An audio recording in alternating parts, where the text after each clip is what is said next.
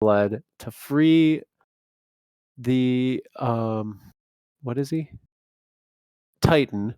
And then once we free the Titan, he will. Not kill us? Oh, then we need his blood to give to the Gao. Uh, and then the Gao, being freed, will be able to in turn free the unicorn. And when the unicorn is free, then we will have the allies necessary to go challenge Zerial. There was some other person that said, "Oh, was it a voice?" Someone else wanted us to get more allies, and the unicorn would be a valuable ally. Oh my goodness. So it's a whole thing. It's a whole thing. Ah, Hello. hello. How are you? Here. Survived. I drove out of a winter storm into a winter storm. Left Texas after all them shenanigans, and it snowed the day I left, which was Mm. awesome. It snowed today, but I was already here, which is fine. All's well. It was 82 degrees on Tuesday. Drove the top down. It was fantastic. I mean, it's just Mm. nothing to complain about. Yes, I awesome. started looking for houses in San Antonio. Hmm. Seems like the thing to do. All right, well, we'll have to chat about that at a later time, later date. How are Thanks. you? Ken? Do well. Hmm. Good, good. Glad to hear it. How about you? Oh, well, I'm here. Living the dream, as they say, I guess. Hey, how's that weather?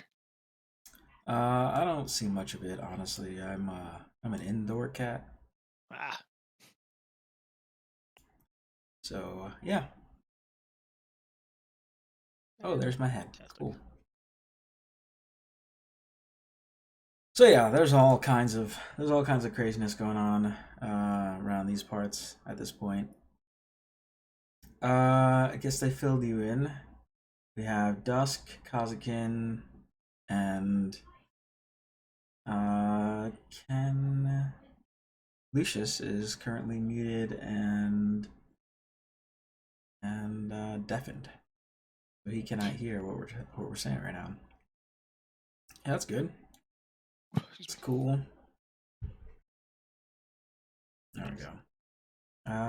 Maybe I will ping him. Silenced. FM.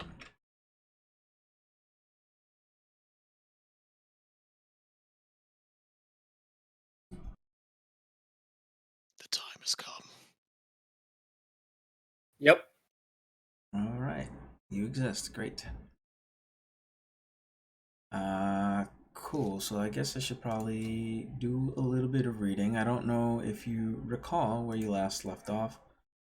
But you decided to go on towards Archon's tower, the person who has the blood. That was an interesting choice on your part. I guess we should probably deal with that at this point. What was I doing? Oh, there we go. Great. Just making sure all my ducks are in a row here. So I'll do a little bit of reading, and then we'll see if anybody else shows up while I read the story text. Cool.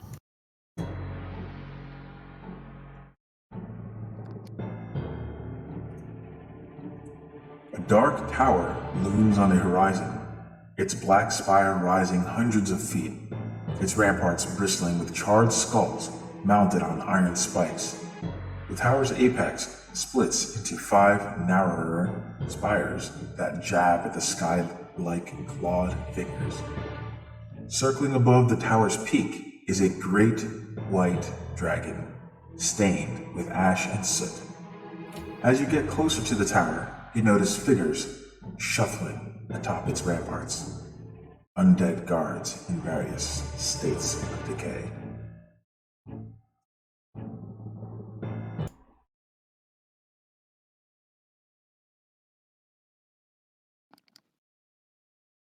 Pretty. So, about how far would you say you are from this tower?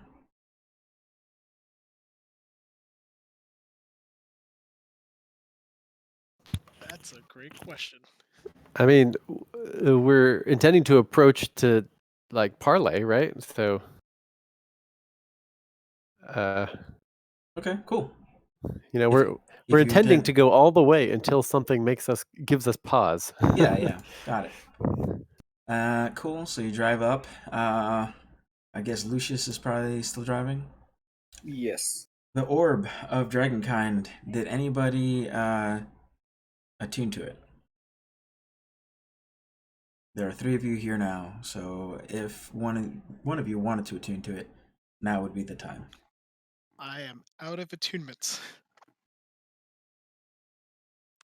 Also, talking shield. It is, metagame, a story item. Just so you guys are aware. You still, obviously, still you need your 3 attunements or whatever, but Let me think. Maybe I'll unattune to something. What am I attuned to?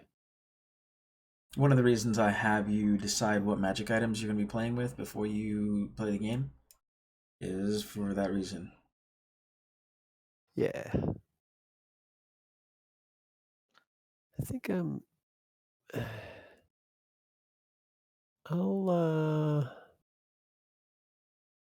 if no one else wants, let's see. So I've got The choice is also to not be attuned to it, because there can be consequences. I've got a consequence on my arm right now. I think one consequence is enough. I think I might have available attunement. I'm not noticing any other attunement. I know I've got a Rod of the Pack Keeper. Let's see. You've got like a pearl of power. We're like past that.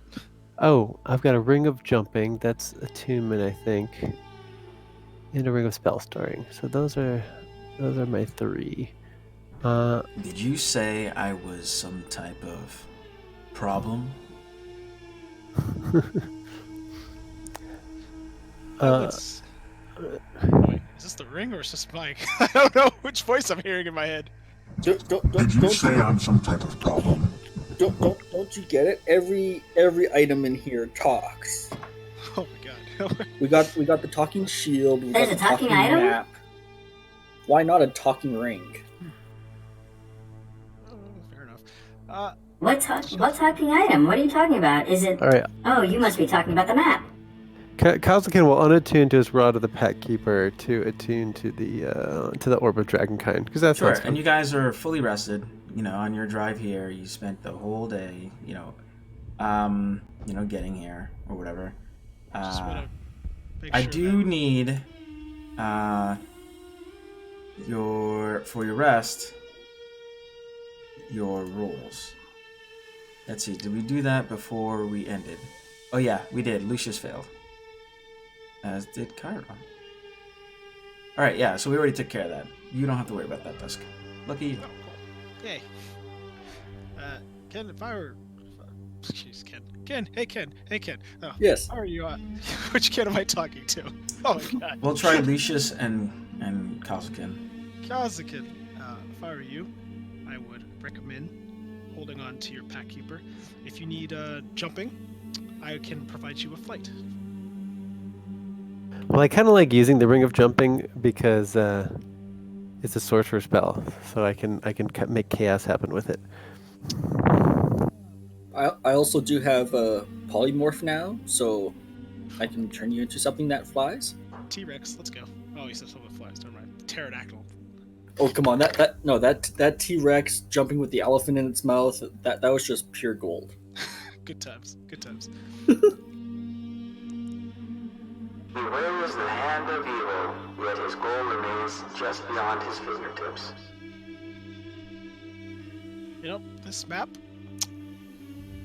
it's like, I don't know. I think sometimes it's best not to question the map. It reminds me of Fallout. Yes. Okay, so where as I was taking a little extended nap, as I was evaluating my magics, and maybe I missed some of the fun you guys had. But at what point do we draw the line that we're not running errands anymore? Just curious. At what point do we dive into the heart of the matter and storm the gates of Avernus himself? I think we can take him in a fist fight. Well, we're so close. I mean, we're basically doing that right now. We are in Avernus, though. Yeah, and there's like a gates right there. Kazakin points to the tower. We can storm it right now if you want. Actually, Kazakin would totally be down with going the violent approach. I mean, we might die, but it'd be heroic and fun. Something tells me I should have taken resurrection or regeneration instead of polymorph, but let's do this. Okay, given it's just us, maybe we should temper our enthusiasm. Remember, this survival for the franchise. That's what matters most. Survival for the franchise at all costs. I really want to see this place one day. Maybe we'll open up one here. That's what I've been thinking. I mean, I don't think that's a good idea. This place is very hot. Exactly. We can serve cold drinks in a hot place. We make a killing. Oh, I mean, the I don't know that themselves. Mahadi would want the We would literally make a killing. competition. Plus, everything here tastes bad. Except an Infernal Rapture. See, that's why we're here. We're here to provide the best food experience they've ever had. And Mahadi, competition is such a ugly word. I like to think of him as a competitive interest who can be absorbed by the greater franchise. Mahadi is pretty nice. See, we don't want to take him out. We want to bring him into the fold. Oh, On top of the fold. can you imagine if I took Mordecai's Magnificent Mansion as Oh my god, as a just cast spell? it every day. Just cast it every day, because I can hold up to Liar. 100 people there. That way they have nice food, nice drinks. They don't have to deal with hell's food. It's on my spell list too. We can make this happen. Yeah, maybe we can invite Zariel. Maybe she'll be nice. That's the spirit. Ah, you're Man. thinking. Man, this new ideal trait of me being more greedy has worked out well in my favor. Honestly, I don't know that I've noticed a difference. So who decided to attune to this orb? Kazakin. Although Okay. if anyone else wants to take a turn, he's happy to share. We're just spinning Okay, around. great. So as you attune to this thing, a few things become apparent to you. And let me go find it. I have too many handouts. That's really nice part about having the module, but holy crap, there's so many. Oh, maybe Alright, we there we could go. get some dragons to help us beat this guy. So here you go. I would like you to do me a favor, and I need you to roll 3d10. Kadoki. Yikes. I like D10s. I like when I roll 3D10s. Oh no, it's just Kazakin. Kazakin, Okay. how old did you say you were? I think I just aged up to 17. Yep. Great. So you're 37. Holy moly! I need a Okay, Constitution saving throw from My Kazakin. hairline suddenly recedes. We're taking it to the strippers. Oh god, not again. Oh, yes. That's Uh, really very rough. Okay, hang on. Let me write down this aging that's happened.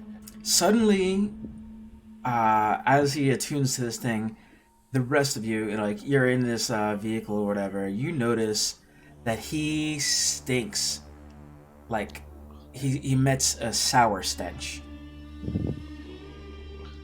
He smells like old people now, I guess. I don't know. 37 ancient. Well, I mean, yeah, This sure. is Final Fantasy. I guess if you haven't showered in 15 years, I guess that would 17. That would do it. You do feel Okay. a little smarter because of your age. Oh, really? A little bit.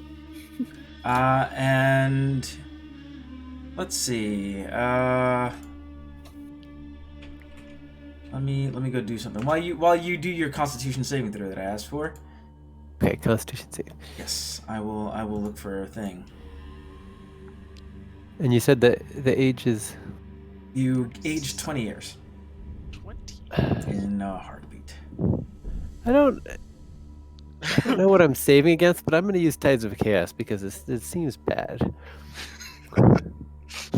What's the worst that could happen? All right, 15. That's probably not even good enough. Cool. You have a little mini heart attack, but you're okay. All right, you know. Hey, And like because you're a little beefier now, your AC has gone up by 1. whoa, What? look at that. And let's see. One more thing for you here. Show advanced filters. Let me find something cool. Something hopefully cool. And, oh man, so many dumb things that I cannot use. Would you consider his spell like an elemental attack, like acid? Just asking for a friend. So did I age the number of years that I rolled? Yes. Is that what it was? Okay. You aged 20 years. I thought I rolled... Oh, yeah, 20. Right. Yeah, I rolled the 14 because I wasn't paying attention. And I need to find something that is... Oh, there we go. I need to browse official content. This other thing was really messing me up here. Roll a 1d26.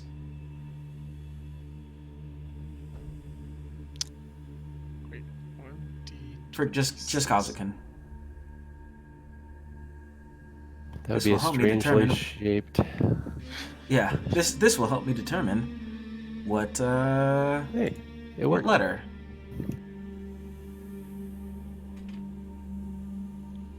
All right, great. So 19. That would be... Obviously, that's an S. Yes, all right. S rank. Maybe not the S rank you're looking for, Chief. All right, cool. So that's a good start. So I'm gonna look for a spell with an S. Oh, cool. Okay. 1, 2, 3, 4, 5, 6. Roll a 1d6. Please don't be silenced. Please don't be silenced. Please don't be silenced. 2. 2.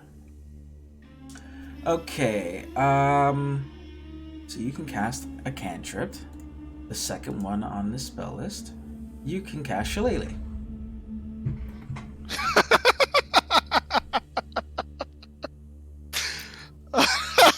Man, I've got characters that would kill for that. What's your wisdom? Is Oh, it positive? I mean, it's not necessarily as a druid spell. I've got a character that casts Shillelagh charisma based. Oh, If you get it as a it's on your classical list, I guess. Oh. Well, that changes the math a little bit. That but makes I'm already a sense. hexblade, so it's kind of redundant. Also, simple weapons. It's Oh, and okay. scimitar. That is Kinda what cool, though. everybody will, if somebody else decides to spend the time to attune to this, they will have to. Hey, buddy. They will get the same benefits and whatnot. All your Oh. items. So these are benefits that you enjoy while attuned. Yes. Hmm. Does that mean that I'll get my youth back if I unattune? I don't believe so. Ah. Oh. Wait. 3d10. So you can age 300 years. If you're a Well, human, 3d10 would maximum be 30. 30. Sorry, for some reason I saw 3d10. I saw 100. And I was like, Could you kill yourself as a human? I mean, elves You, really, whatever. you 300 possibly years. could. How If about you're you up attune that to this far. thing and find out? I'm good. Scientific research for another time. In a more controlled environment.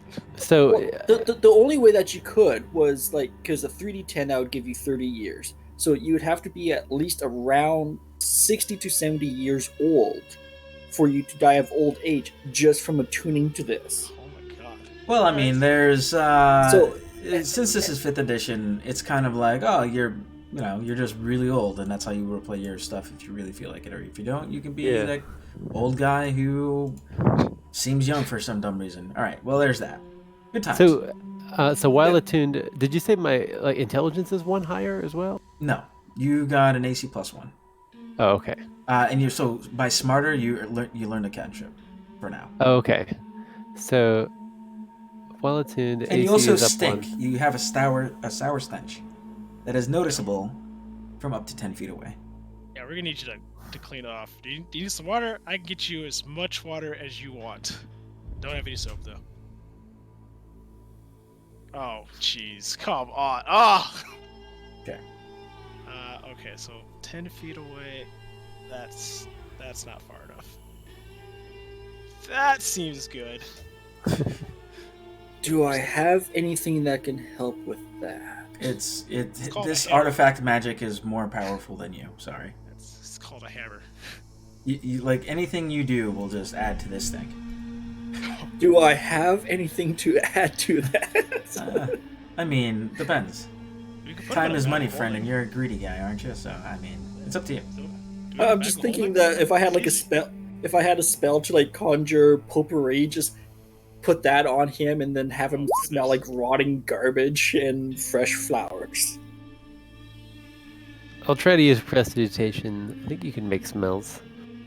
Trying to mask it with a more powerful Yeah, spell. so it's putting a little flowery scent on that turd. It still very much smells like flowery turd because it's powerful magic. But Sure. I do my best. Well, that's always had me wondering why people put potpourri in the bathroom, because really that does not help. It tends to make it worse. Wishful thinking, right? At least they Yep. tried. I guess that's the important part. There you go. Fair enough. Alright, so what did we learn here today? Cool. So as you are checking out this place, and making your way towards it, the dragon that's up above roars, roar, and you can see some heightened activity in the tower. And yeah, what do you do now? Okay, well, I want to stop now. And now that there's a dragon nearby, and Oh yeah, that was in the Sure. description that I read earlier as well. okay, I say, well, hold on, everyone. There's a dragon nearby. Maybe we can use this to our advantage. Did you know that while I'm attuned to this orb, I can use an action to peer into the orb's depths and speak its command word? Then I need to make a DC 15 charisma check. Hey, I think I'm pretty well suited to using this orb because I have a plus 11 to my charisma saves. On a success, I control the orb as long as I'm attuned. So we won't worry about it if I fail, because that won't happen. Bold, I like it. Blah, blah, blah. I wish you could see me smiling right now. Instead, if you were on the stream, you would see a dragon. That is, I've chosen a dragon form for my streaming now. So I see the random properties, so we've established those. All right, so it has 7 charges daily. I can use an action to do cure wounds, very strong. Daylight, death ward, that might be worthwhile.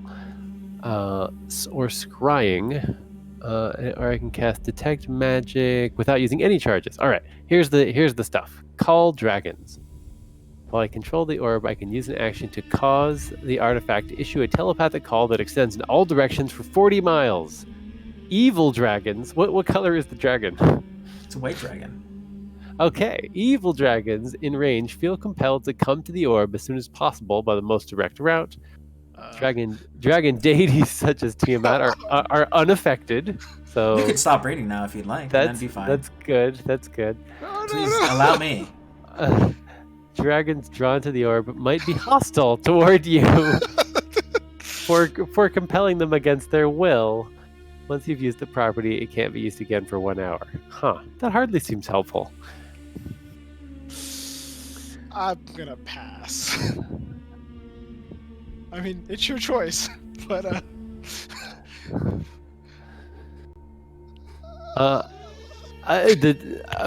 think that death ward sounds pretty good. Who wants a death ward? I got Death Ward. You got it already? I just don't die. All right. Well, I'm gonna cast death ward on myself. That takes 2 charges.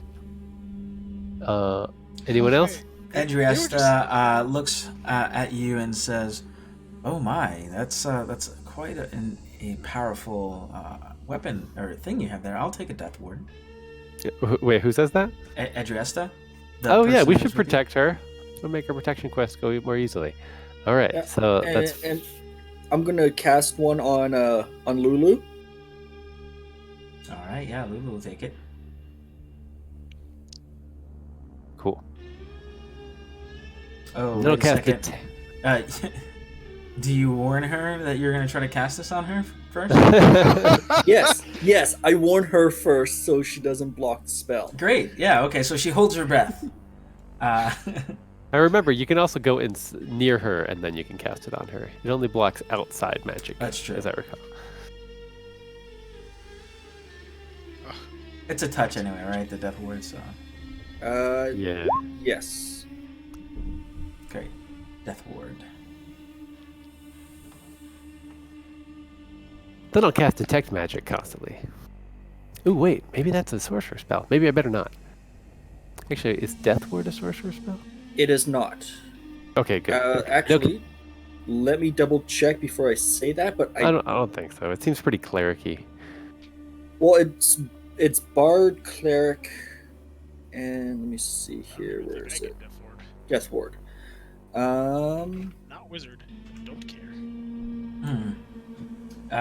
Yeah, it's not a sorcerer. It's cleric, paladin, life domain, death domain, grave domain, undying alchemist.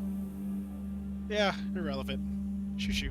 How the hell did I get? Oh, because magical secrets. That's right. Ooh, GD interesting bards. choice. I love it. All right, so Detect Magic is a sorcerer spell. I will not cast it because I don't want to go fireballing. Oh wait, actually, I need to recharge my Tides of Chaos. I'm gonna gallop away from the group and cast Detect Magic a few times until something. Galloping towards that dragon. I guess okay. Never mind. This dragon, I cannot physically move this piece constantly, but it's anyway. All right, well, let's say hello. Okay, you go ahead and do it, and I'm not gonna say. I'll say nothing bad happens because I don't really feel like dealing with this. So, alrighty, we'll move on. Unless there's something that lasts more than like a minute or something, and it'll make a decision for you. Important. Yeah, Up to you. You tell me. Potted plant. What you mean? Like the wild magic? Yeah. Right.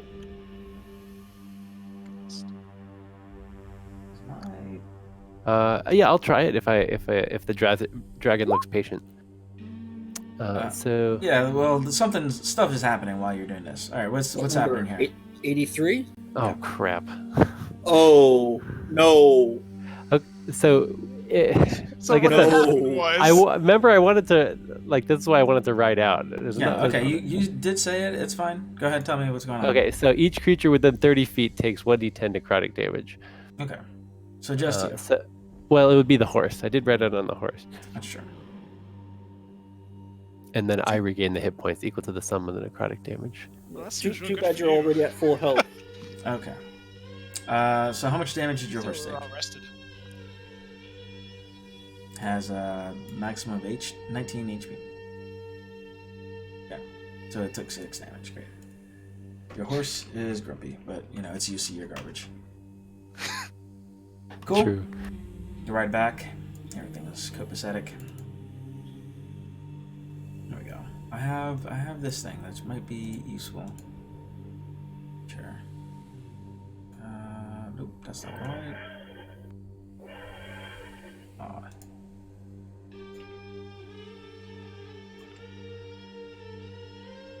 I'm not gonna mess with that. All right, cool. So yeah, the roar went off, and it alerted somebody who emerges from the tower to greet you all.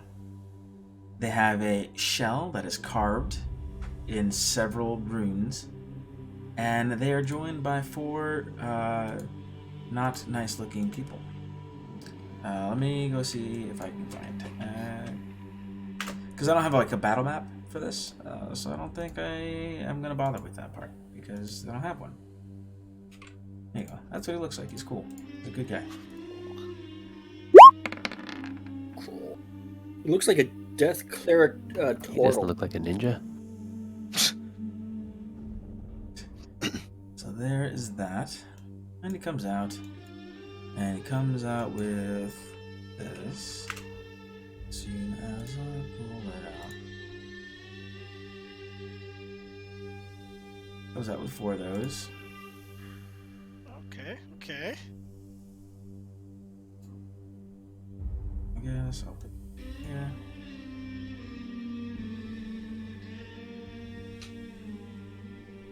And you'll probably be flanked with it, right? So let's go ahead and just adjust this here. Cool. He's in the lead, and these dummies are back here. Yeah, so they come out, and they gnaw on bones, and they start to eye you hungrily as this turtle emerges. And he speaks first in Draconic. Does anybody know Draconic? Yes. Great. So he speaks to you in Draconic, and he says, "What do you do here at Archon's Tower?" I translate for the party because I'm still a little fuzzy on the details.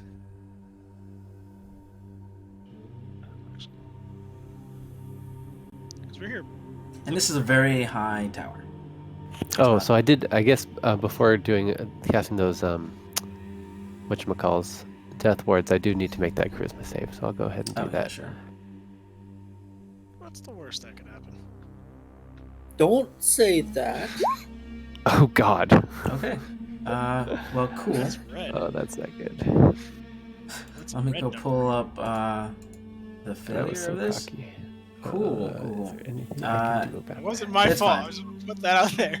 It's fine. It doesn't matter. I need you to make a DC. Well, don't tell me. It wants. I don't think so. Ooh. Yeah, and it wants something from you, and I'm gonna whisper it to you, in game. Crap. This is actually kind of fun. It's good times.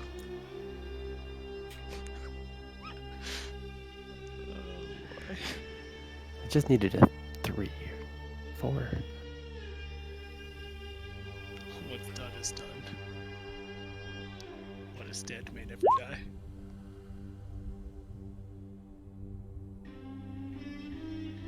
Okay, so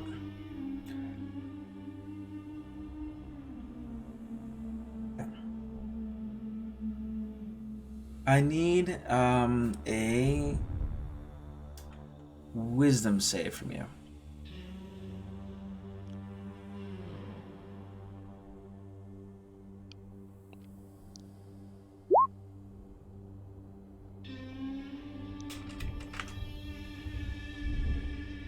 Oh, Rufio said hello. Hi, Rufio.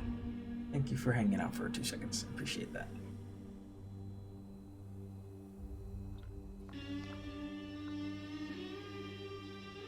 Alright, and once I get that wisdom save, we will continue. But yes, so this thing is demanding to know what you want, and everything looks like it wants to eat your face.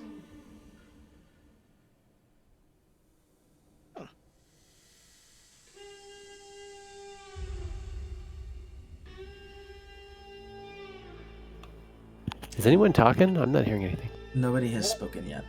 Oh, okay. So, do you mean to the dragon that we can talk to the dragon? No, no dragon. This thing is flying up in the air all willy-nilly. You know that for now.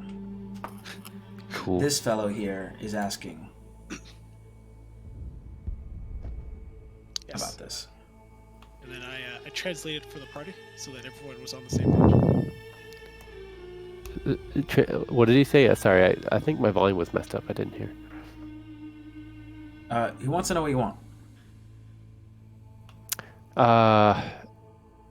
Well, we want to make a trade for something valuable that we understand Archon the Cruel has in his possession, and of course, to advance the agenda of the Almighty Tiamat. Translate. You translate that Yes. for them? I don't know And if he speaks Draconic or not. he looks I was quite... looking at the orb to see if it gives Draconic, but I don't think it does. sadly. Yeah, I would have thought that maybe it would, but it doesn't, surprisingly. Awkward. So it's, it smiles with a hideous grin, and you hear the burbling and the wet smack of flesh being torn from these random limbs that these ghouls are eating on, and sometimes a scrape of bone as their teeth start to dig into the marrow. And he says in Draconic.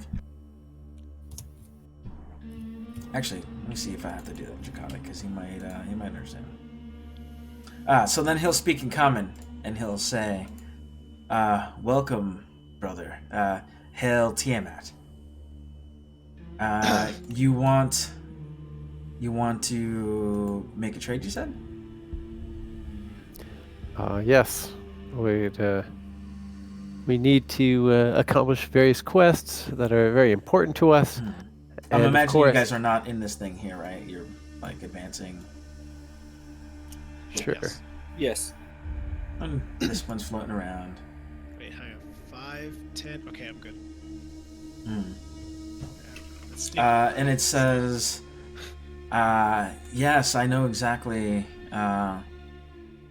Yes, I too would like to do that. What do you have to trade?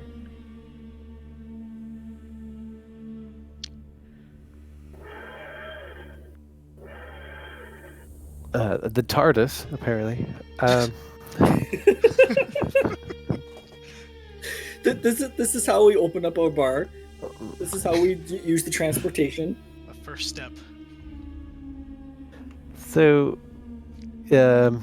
geez, we've so much to offer. It's hard to put it into words. But I'm sure if we could speak with your lord and find out what would best suit it, we could come up with something. If you do not have anything to offer me, then there is no reason for you to waste his time. So, Jets, if we don't have a compelling offer, remind me again why we don't. How shall I put this? Expand the franchise starting here. Issue with that is if we're going to be using Mordecai's magnificent mansion, that requires either one of us to stay in hell to cast that spell every 24 hours, or it becomes a roaming bar. And it becomes a limited time thing only until we leave hell. Well,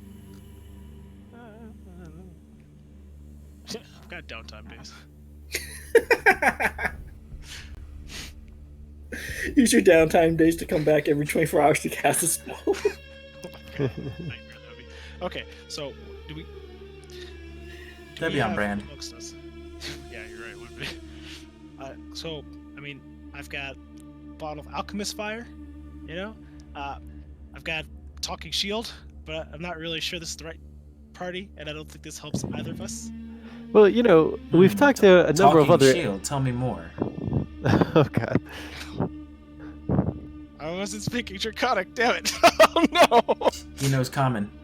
Ah! Okay. He alright. answered. He answered in common. Wait, What? this whole time. All right, I'm gonna try some other languages. Do you guys? I will ask you. Dragons are dicks. Just You guys- remember that. What talking Do you guys shield? speak Elvish, What? Giant, There's or Primordial? Anybody? Yes, but I have an idea about diffusing this current situation. Oh, okay, right, okay. This, and I have an old shield that I pull out of my bag, and I create the sound of a wailing voice, like someone going, "Ah, stop!" from the shield. Wow. That's crazy. Sure. Let's see something here.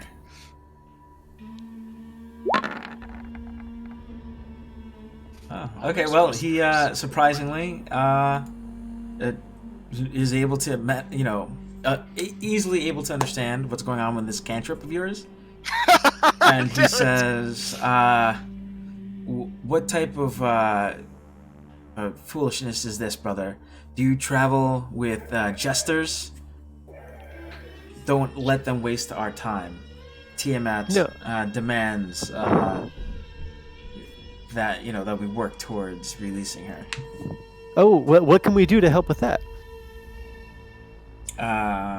Destroy Zariel and allow Tiamat to take her throne." Oh, that's exactly what we're working on. We're working on defeating her. That's what we need the blood for. If you give us the blood, then our next stop is confronting Zariel. We'll definitely destroy her if that will help Tiamat's cause. In fact, I'd be willing. Many have sworn their lives for Tiamat, but unless you have something of value to offer, I'm not going to waste Archon's time with rabble, with tricksters. Why don't you test us to see if we're worthy? We will pass any tests. We are truly devoted to the cause of Tiamat. Sure. Kazakit is very passionate about this. Sure, I get it. You want to roll a 1d20 and see if persuasion will work. Oh, that was very disappointing. Plus 11, man. That's not how you persuade. Oh man. Whew. I think my Arcana check's higher than that. My persuasion's higher than that. Oof. But I will not. Yeah, I will not disturb his communion with our goddess with blathering. Leave now, and come back when you have something to offer. We might be able to use that unicorn at the Demon Zapper, if you can get us that.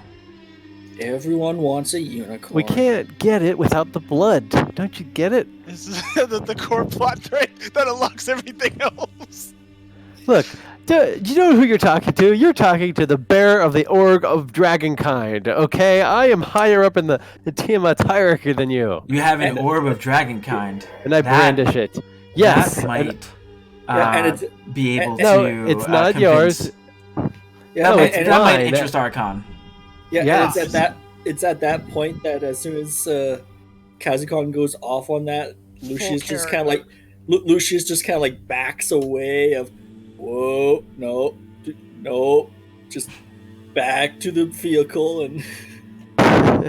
And he just lets out like a dry, rasping laugh, and he says, "If you have this valuable thing in your possession, I will allow you to see Archon. Otherwise, leave at once or die." Well, it's about time. I got some respect. Yes, Karen. After you. I don't know if that's so much respect that you were getting. At this point, we'll take it. We'll take it. Baby steps. Cool. So you're able to convince him to lead you to Archon because you have a valuable item in your possession. You don't have a unicorn, but that's fine. He said if you were truly strong, you would have just taken the unicorn. Sometimes strength is measured in outwitting your opponents and not just grab. Anyone can grab. How many can spin the dial that turns the plane? That was deep, dude. Let me see what type of... Ooh, damn, that's beautiful. Alright, sorry, I was just looking at his character sheet. It's pretty dope. Okay, cool. I don't You mean like the that turtle at all. guy? His Yeah. art is very impressive. It is. Cool. So I go ahead and he says, yes, you're quite wise. Fantastic insight into the depths of the universe. You would do well. How long have you been a follower of Tiamat? Oh, as long as I can remember, at least 5 minutes. He says, wonderful. Come, that's good enough for me. Come, I'll take you to the monument of Tiamat, but be aware, the sight of that place might be, it's sometimes overwhelming. Adrietta in the background there, she's just kind of like hanging out, and Lulu speaks up, and she says, Oh boy.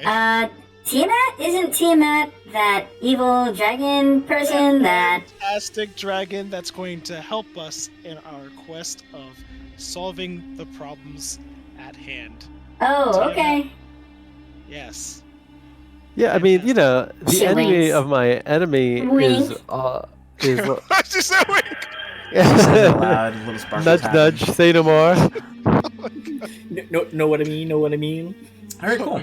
Awesome. So you go ahead, and he takes you on over, and it's not too far away apparently. And as you're heading over to it, you hear something. I'm gonna give a potion to the horsey. Draconic devils roost in a giant skull, in which the Dragon Queen speaks with 5 tongues. That is the most sensible thing this map has said since I've been around it. Should have been around more. A colossal dragon's skull leans against the mountainside, surrounded by bones the size of houses. Acrid smoke rises from the skull's maw. A military tent has been pitched along the bones, and parked next to it is a 2-wheeled infernal war machine. Gathered around this tent are a dozen chattering reptilian humanoids with gleaming swords, white scales, and white leathery wings.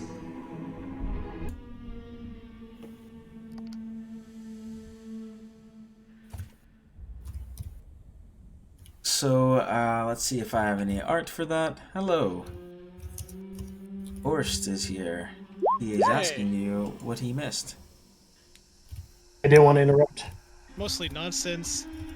Traveling to this place, I guess you guys were going to before, and using an amulet that apparently aged poor old Cassigan, who was just breaking through puberty. Now he's a full adult and he stinks. And now we're gonna go see the Archon of Tiamat. He missed the deodorant phase. He was not there for that day of sex ed. He's the basement. He's the basement shut-in. Ooh, neckbeard. Careful. We also figured out that we can't open up a Lucky Liars franchise here that has good food. Otherwise, it requires one of us to stay behind. Which? Two. Just one person. Arcana. Yeah, just one person that can cast Mordecai's Magnificent Mansion every 24 hours. No biggie. For a year. I'll just have to, change management here. Fix that. Franchise. For the franchise. all things can be done for the franchise. At all Like, costs. we still could open up one and just wouldn't have good food or drinks. We gotta toe the pond. So, you roll up in some type of vehicle manned by a non-combatant crew, as you are tier 3. Worst. Good point. See the rest of the party. Red Dragon, did you see my my whisper? No, I'm managing other random garbage. Okay, it's no rush.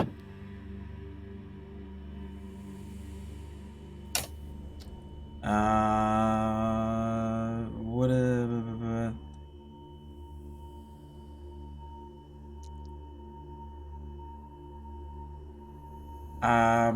I think, let's see here. Advantage. What was the other one? What was your roll? Some save. Sure, go ahead. Alright.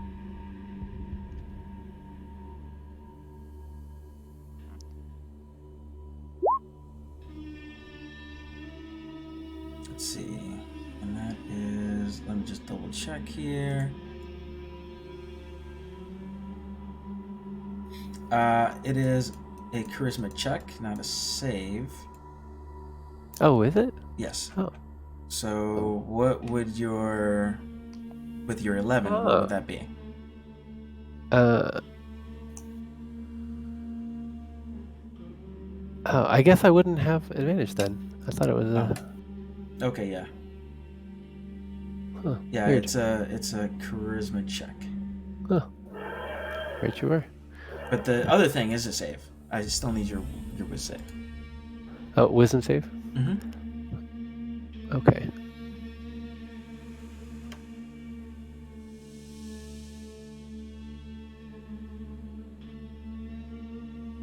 He's I making don't think that's against charm. range of me, or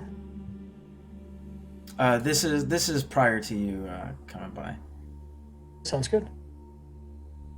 It just never it just never happened. All right, yeah. So you, for you're working the Tiamat thing. That is under effect. Yes. Okay, cool.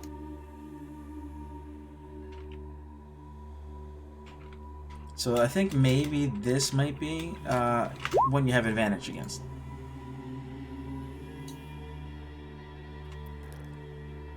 Okay, well, I'll make Is one that a more. charm? Let's see. Yeah. Are you immune or no? No, I have an advantage Okay. on saving So throws. go ahead and do that one. Okay. One more time. We can play along if you want to, and that's fine too. Cool. All right, cool. So that is done. Oh yeah, you're full in effect here. Okay. But Ors shows up. Do you guys have anything to say to Ors? As you all see a dozen white dragon scaled looking individuals hanging out with this dude. And you might recognize some of these because you have played with them before.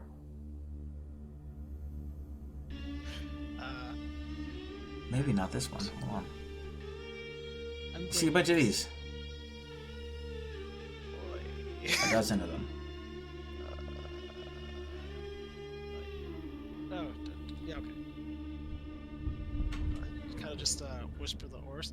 Just play along, loyal Tiamat follower. I mean, he is a dragonborn. That's good. That's a good start.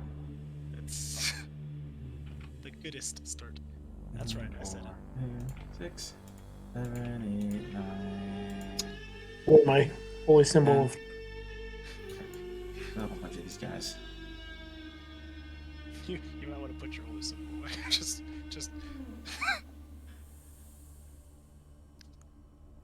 Alright, so it's kind of like this battle map. There's no actual battle map for this part here.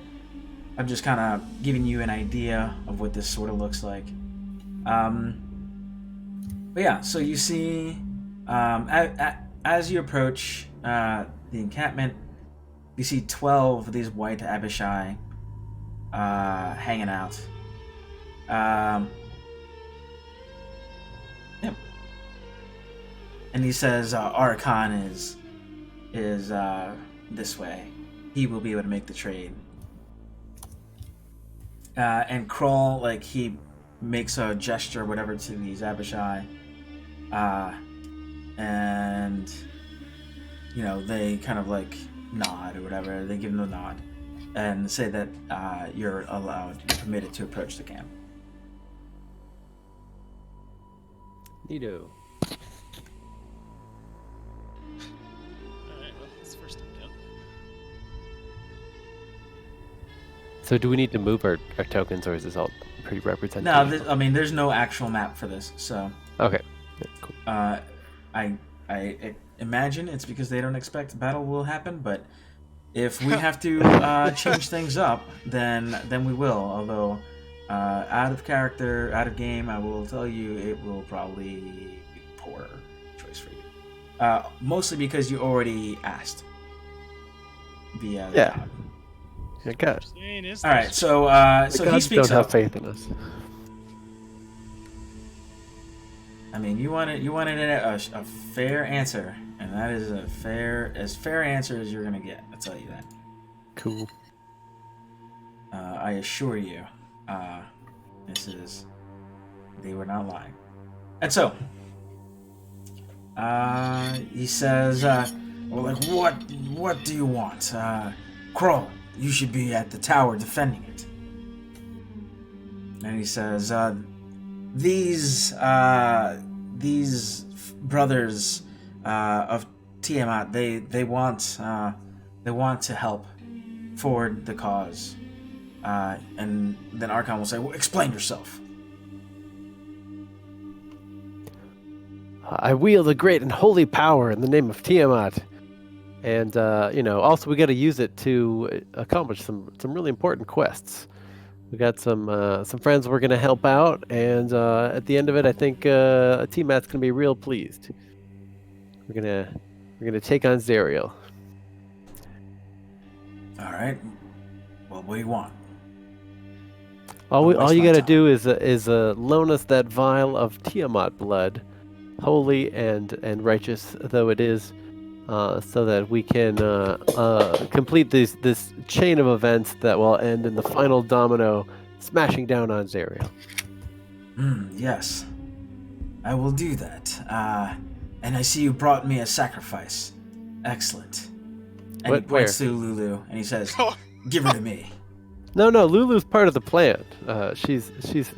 We've been working together. She knows all about how to get it so that Zerial no longer stands in the way of Tiamat.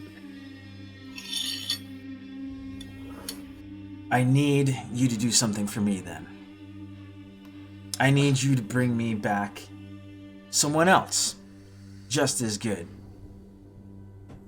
I need a sacrifice. That is the will of Tiamat.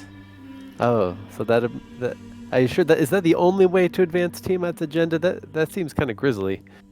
This one, another one, any will do. The choices are infinite.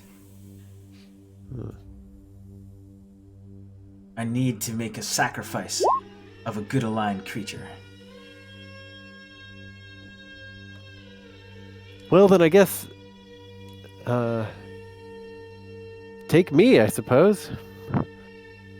You're willing to offer yourself as sacrifice. Yeah, I need you to really think this one through there, Chief. I mean, I wouldn't want anyone else to do it, and if this is the only way to advance Tiamat's agenda, then I guess it has to be done. When the paladin's giving you the, hey, what's up, eyes? Yeah. No, none of us will be sacrificed. Give me that squeaky toy instead. That one isn't worth the trouble. You might still be able to serve in Tiamat's armies.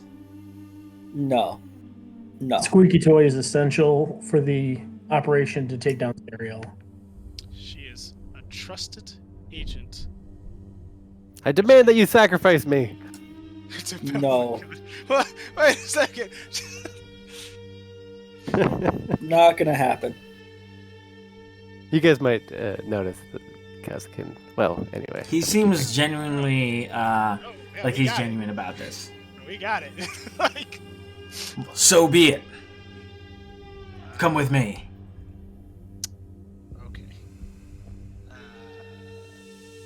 I hope you've got a plan. Okay. Let's see. 6, 7, 8, 9, 10, 11, 12, 13, 14, 15, 16. That's not bad odds. After I'm sacrificed, maybe I could be. Here. I'm not that kind of cleric. Just want to throw that out there. I only dipped my toe in the pool, got what I needed from that, walked away. I mean, I guess if you live long enough, I can revive you. What is the breakdown of what we're actually witnessing here? So we have a large. So there was a trade proposed. Krull, the turtle, said, would not bring the party to Archon if you didn't have an item of power. Kazakin brandished a item of power, and he said, "Oh, cool, let's go." Brought him over to Archon. Archon is now demanding the sacrifice of a good aligned creature. He will happily take Lulu. Says Lulu is the ideal candidate. Krull has mentioned that a unicorn down at the Demon Zapper is a good choice as well, but your party refused. So yeah, I don't know if you guys heard, but Kazakin, when the turtle was interested in the orb, Kazakin made it clear that the orb was his and was not available for trading, but that he was very, very interested in wielding it in Tiamat's name.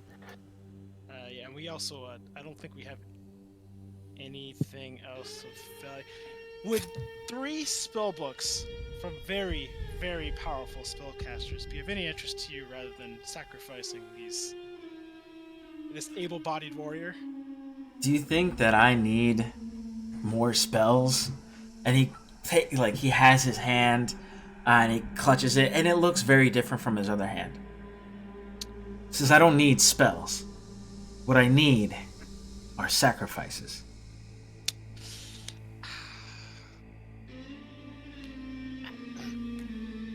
I'll keep my opinion to myself. And the hand is like a dry, it's just like the picture I just showed you. It's pretty crazy. Oh yeah.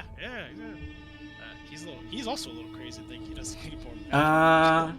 Give me. I will allow it for Dust since this is his whole shtick. Give me a history check. History. Oh, Yeah. History or Arcana. Oh, you're speaking my language now. So, have you ever heard of this?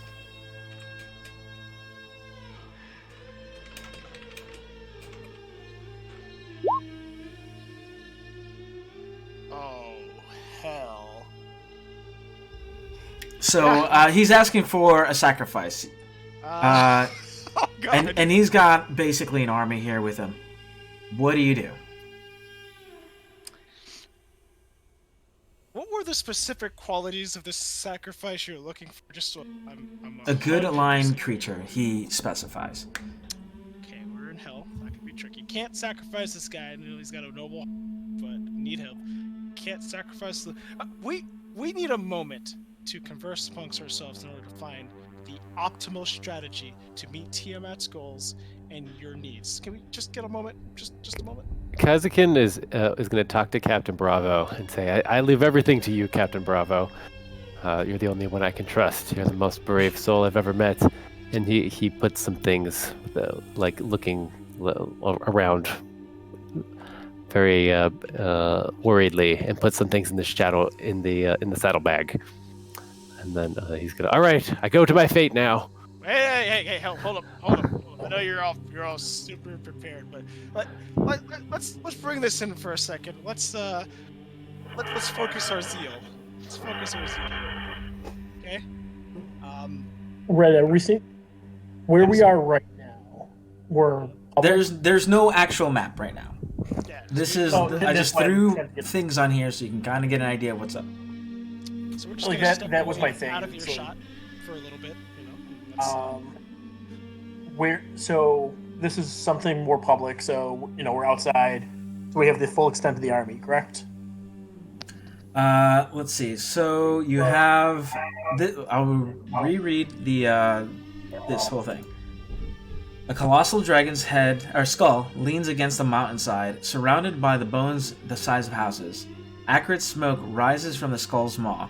A military tent has been pitched among the bones, and parked next to it is a two-wheeled infernal war machine.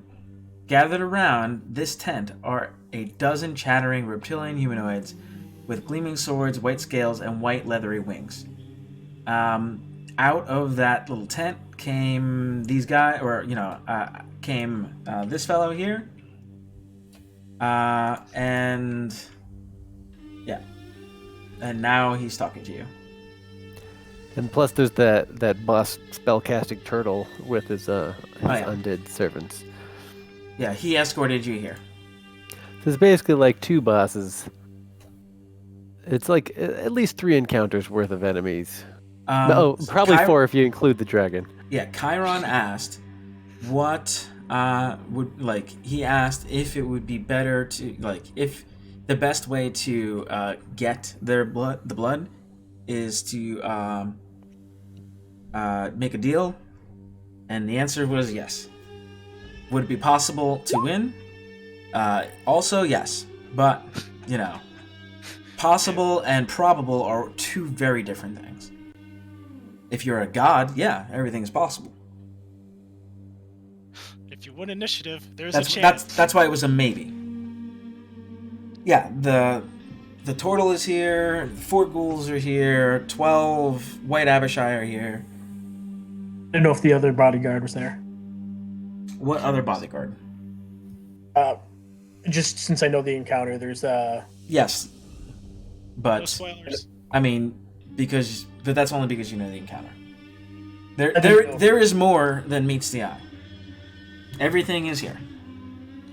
So And probably more, because you outlevel this severely. they're high CRs. okay, so I just want to prepare you all with some insight on the forces arrayed against us. Should we decide to use our, shall I say, traditional stratagem when faced with overwhelming odds when people tell us no? And by us, I mean all of you. That gentleman with the scales, he has a very, very lovely artifact of Vecna. 2, if I'm not mistaken. On the best of our days, one mano a mano, that would be a difficult contest of wills, shall we say. With all of the forces here, the ones we can see, I would not be interested without being absolutely certain we had the drop. And in this case, standing in a public venue, surrounded by them, I don't think we have the drop. We can't sacrifice, I know you're really gung-ho to save the day, we can't sacrifice our key players in this endeavor. So, and because we're not willing to give the little gem you've got over there, we need to find another, oh god. We need to find something, minimum cost, maximum reward, without death, because that... Why do we need the blood? If I recall, it is to complete another quest that will allow us to complete another quest that will allow us to complete another quest, etc., until we're able to apprise Zariel's position in its entirety. That would be so the only either way to release the Titan from its curse, and then we need Titan blood to release the Dao from its curse, and we need to release the Dao from its curse to get the unicorn. I think we could just go fight the Tao and free the unicorn and not do any of this other stuff. We were just doing all that. We were doing all this because it seemed more heroic and satisfying. Yeah, well, not so much heroic. We're doing all this so we didn't have to fight the Tao, but this And we We're want to fight the nobody Tao. conscious. We want to this looks nurture this. like it's going to be the easiest way to do all this. This is if we fight the Tao and get the unicorn. And we don't give it to be sacrificed because we like that would be kind of. We don't sacrifice the unicorn to save the unicorn. That would be kind of self-defeating. Pretty much. Or would you save the unicorn? We obviously could give some of our prized possessions. Yes, Little Shield, you are a prized possession at this point in time. Your compatriotism in this endeavor and our shared goals is very important. Team. Oh yeah, that's a good idea. We should give that evil shield to them. I'm sure that's a great idea. I mean, it's been nothing but trouble, really. I mean, it's growing on me. We've had some fantastic conversations. He tries to get me to take over the world, and I tell him no. It's been great. It's been great. Do not put me in service of another one who wishes to claim the throne of Avernus. See, of that I think we actually agreed. And I know it sounds crazy to all of you that it sounds like I'm talking to myself, but don't worry, this is all perfectly normal. So, we don't really want to give up our stuff, but we're at an impasse here. We could either give up something we don't want to give up and complete the domino chain and reap all the rewards therein, or we can go back to the source of what started all this and just do that. For once, I leave it in your capable hands to make the right conscientious decision. I was thinking that. Kill this dragonborn. Kill him. Kill the unicorn. Kill them all. And that's why you're in the shield. I was thinking that if I sacrificed myself, I could activate my accursed specter power because I would have technically killed a humanoid. And then I have to be alive to use the ability. I could use it just as I kill myself to turn myself into a specter, and then I could continue to adventure in specter form. I don't think that's how that would work. Definitely not how that works. I like where your head's at, though. Like nice I really try. like that. That's really fun. You can be a specter. Why not? Yeah, like nice try on that one, but Actually, yeah, the DM says it's okay. I'm sure we could find a way to bring you back to your normal body, though that would be less effective with only half your life, your health. Oh no, see, we should have came up with this plan before I chosen what spell to take, because I could have taken Resurrection, and we could have went through this plan of Kazukin sacrificing himself, and then we just take the body with him, with us, give me an hour, and he'd be back to new. Oh, so what you need is we need to find something to do, so that you can have 8 hours to figure out what you're about. So we can go knock out some other stuff, come back, and you'll be good, squared away, good to go. Great, I got something we can knock out in 8 hours. How about we just go kill the Tao and be done with it? The Tao would probably be easier. But then we're done. All right, democracy time. Democracy time. Edriesta says, "You're not really actually planning on helping this creature, are you?" And she kind of like, you're in your little powwow mode here, so. Which creature? I don't even know who she is. Archon Necruel. Okay, so Edriesta is the person that told you they can help get you into Zariel's fortress. Yeah, the Sky Lord told us in a dream that she knew the way, and then we told her about it. And if you go back to like the Sky Lizard, the Serpent of the Heaven. If you go to like the little notes or whatever in the Lucky Liar posts, open up a new tab, go back, go look at notes for session number 9. There's a bunch of stuff I wrote. Yeah, all right, fair enough. Instead of helping this thing, we could just leave and go kill the Tao. Why are you even why were you even bargaining with this Tao? What did the Tao have that you wanted? Is that why we couldn't get the unicorn free? The Dao asked really nicely. And did they offer you something? Oh yeah. The Dao said that if we help to free it, then it would like release the unicorn or something. Also, Why would it they did release the ask- unicorn? Give us this. Wait, is the Dao a demon or a devil? It's an And a elemental. 3D. Oh, it's an element. Oh, damn it, the rules don't work. It's an earth genie, basically. Oh, I probably should know that. So, Supposed to be a wizard. are we forgetting something? Did it, DM? Did it offer us something? Or It said it had something. By freeing it, it would allow us to. It would work with somebody to like do something that would get us. It would write you a pass to go talk to Belle. You guys Oh, remember well, that, yeah. like, yeah. See, Dows there's are evil, right? Dows are evil? are they?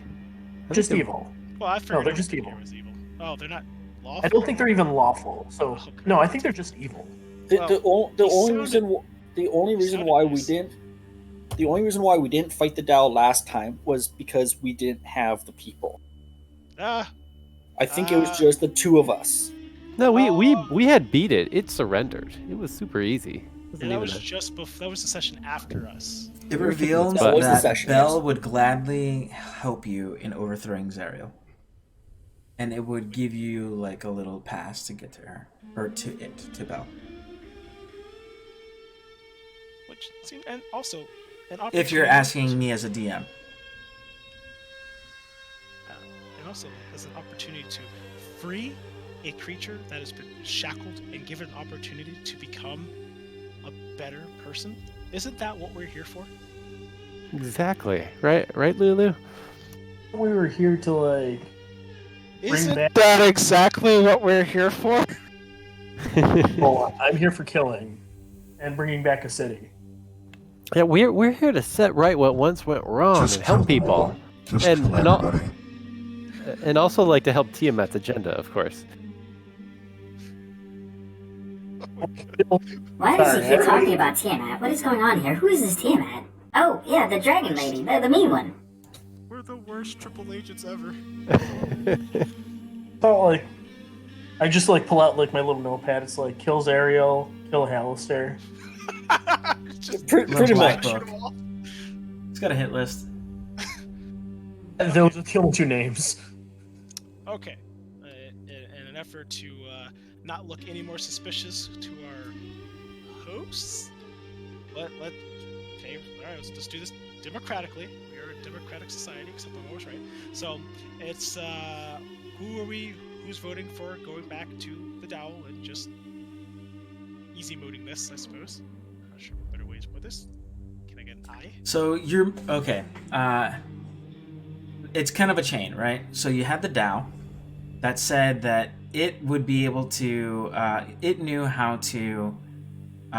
It knew somebody that could help it break its curse. That led you to Red Ruth, a hag. The hag said, after doing a little bit of magic-y stuff, and the group helping her get an appointment at a spa, basically, that the way to break the curse is by getting the blood of a titan. You might be able to get a blood of a titan from a guy named Uldrak. But he's not what he used to be. Uldrak, you went to his grave, and that's where you got the orb of whatever.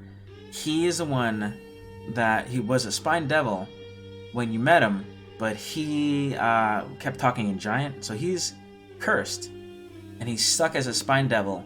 He gave you the orb to trade to Archon, so that way he can. The blood will make him back to his normal form, and then you'll be able to, by helping Uldrak, you'll be able to help Ralazaza, the Tao. So, and by helping the Tao, you help the unicorn. So it's a guy who speaks giant, a titan of some kind, an elemental, a unicorn. Those would be the three individuals that you'd be helping by completing your promise of trading the orb away. I think I just distinctly remember when we were at the Dow, part of the shtick there was that there were some pillars holding that unicorn up that we definitely figured out how to break, and it was not hard. Yeah, Yes. but so the thing we'll be sacrificing if we do that is not only some of our work, but also the inn with Bell, who would give us a potential aid in opposing Zerial. So we'd have to figure out how to oppose Zerial without Bell's aid, or find some other way to treat with Bell. So Wizard. Just throwing that out there. But anyway. Okay. So given all of these changes that are very, very important, how do we overcome this with the least bloodshed possible and the most minimum loss of life or item without empowering our foes?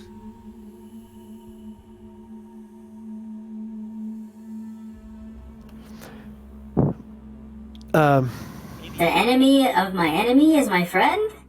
so if Yes. all my plan in normal circumstances would have been to withdraw and then use the Orb of Dragonkind to call the dragon to us and defeat it, and then jump in our car and do a few drive-bys while we whittle these forces down, and then eventually take on whoever's left and defeat all of them, and then we'd have all of our way exactly the way we want it. But This is an that's entire army. it's not that big an army. If we're careful about it, we could take it. But that said, I don't think that would make Tiamat happy. So, that kind of puts the kibosh on that whole problem. Red, are we being overheard by the other people? Like, are they? That'd be so funny that we could hear everything you're saying. That'd be so funny. No, I my understanding was that we withdrew from the. Let's be honest. The only way we're going to take down this army is we're going to need another army. I mean, we're very competent. I think we could take them if we're careful about it. Army. Fireball, and Army. Fire resistant. It's fine. Do you know where we can get an army? Well, how good are you guys at lying? Because isn't this like a place that's constantly under attack? I don't know, like demon armies. Sounds like another chain. Use another chain to solve the first chain, so we don't have to give up our stuff or die. No. See, you're misunderstanding that. We're gonna go kill the Dow. This army thing is just because we dislike these people. This is a brutally efficient tactic. If it doesn't turn horrifically for us, I just want to point out, Hand of Vecna, painful. No. I don't know that I have enough counter magic for that. Can I see the picture of the Archon the Cruel again? Can we? Does it have a hand? Yeah, there's a hand now. It's named creature and monster. Oh, never mind. There it is. Where? Oh, he's got it. Oh, I see it. Oh, that's why its hand is all glowy and weird. Cool. Yeah, it's not a low-level artifact either. It's quite Is someone playing with like a Godzilla mask? I think, What's going on Is that here? someone's ringtone or something? The TARDIS sound. Yeah, hang on. Oh, apparently hockey game's on. That's why my phone's blowing up. Oh, that's your phone? That's my phone. I thought it was some kid playing with a toy or something. I was like, it's fine. What? It's your phone? I was about to say it's not my fault this time. It's not my fault. No, hockey game's going on, so scores keep popping up. I'm just gonna remind this to all of you guys, in case it's been a while since we've mentioned this. Yeah, I'm gonna go with the efficiency route. I'll steer at some point.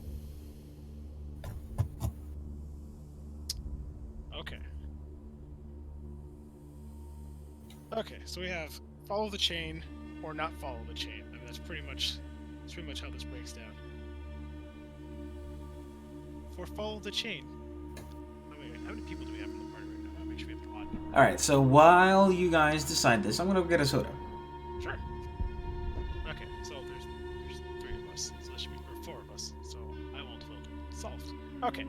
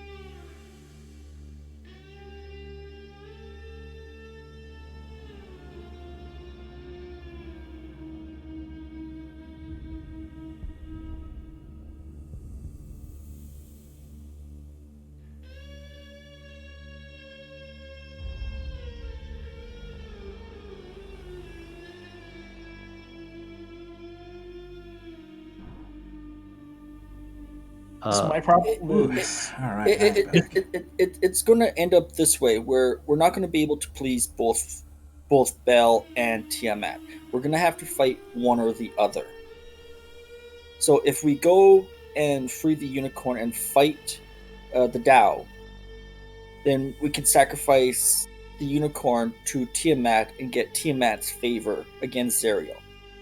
If we fight Tiamat and get her blood and give it to the Tao, we're going to get the Tao's favor against Zerial. We're not going to be able to get both parties. the one thing to consider with this arm, like we're saying that we can take care of this, but like at least from what I've understood is like this is not the it's not all the enemies. This is just like what was tossed on the map. We're dealing with an army. Yeah, Okay. and with the Tao is evil. There is no guarantee that he'll keep his word whatsoever.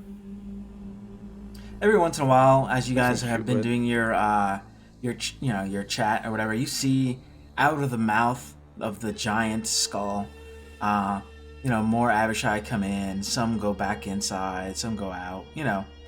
Looks like they're doing something in there. Right. Lots Yeah, of praying going on. I would rather go fight. I would rather fight the Tao and This is rumor. use the unicorn as sacrifice, because at least we know what Tiamat's capable of. We don't know what Bell's capable of.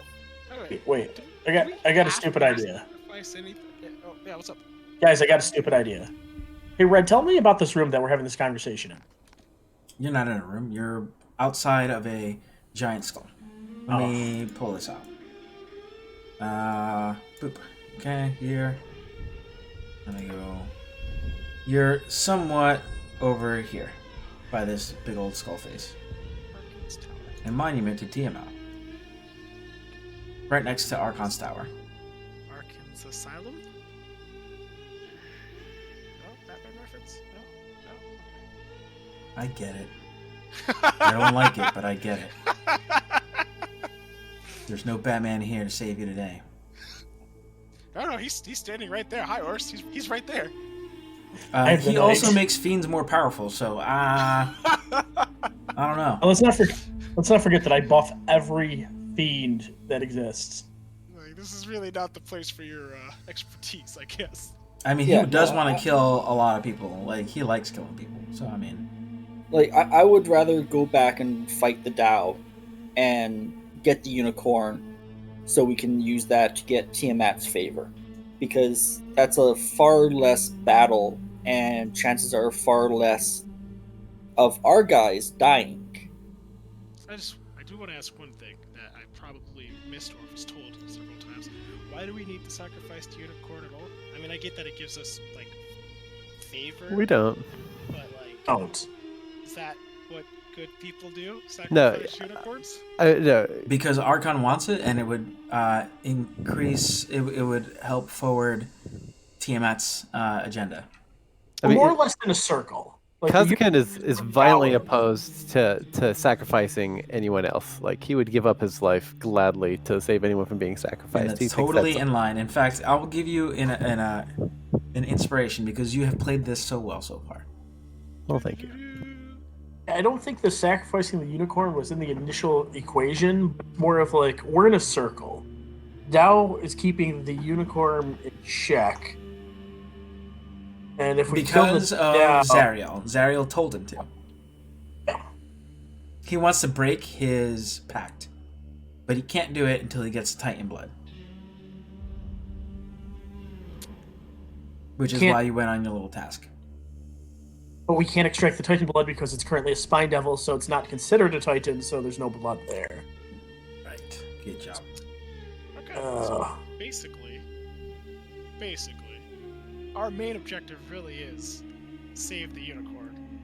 Because all these other evil forces are kind of helping us, but if we help them, it could hurt us and our franchise opportunities down the road. Because then you have one side against the other side instead of everyone just being equally mad. Just throwing that out there when we're trying to look at real estate.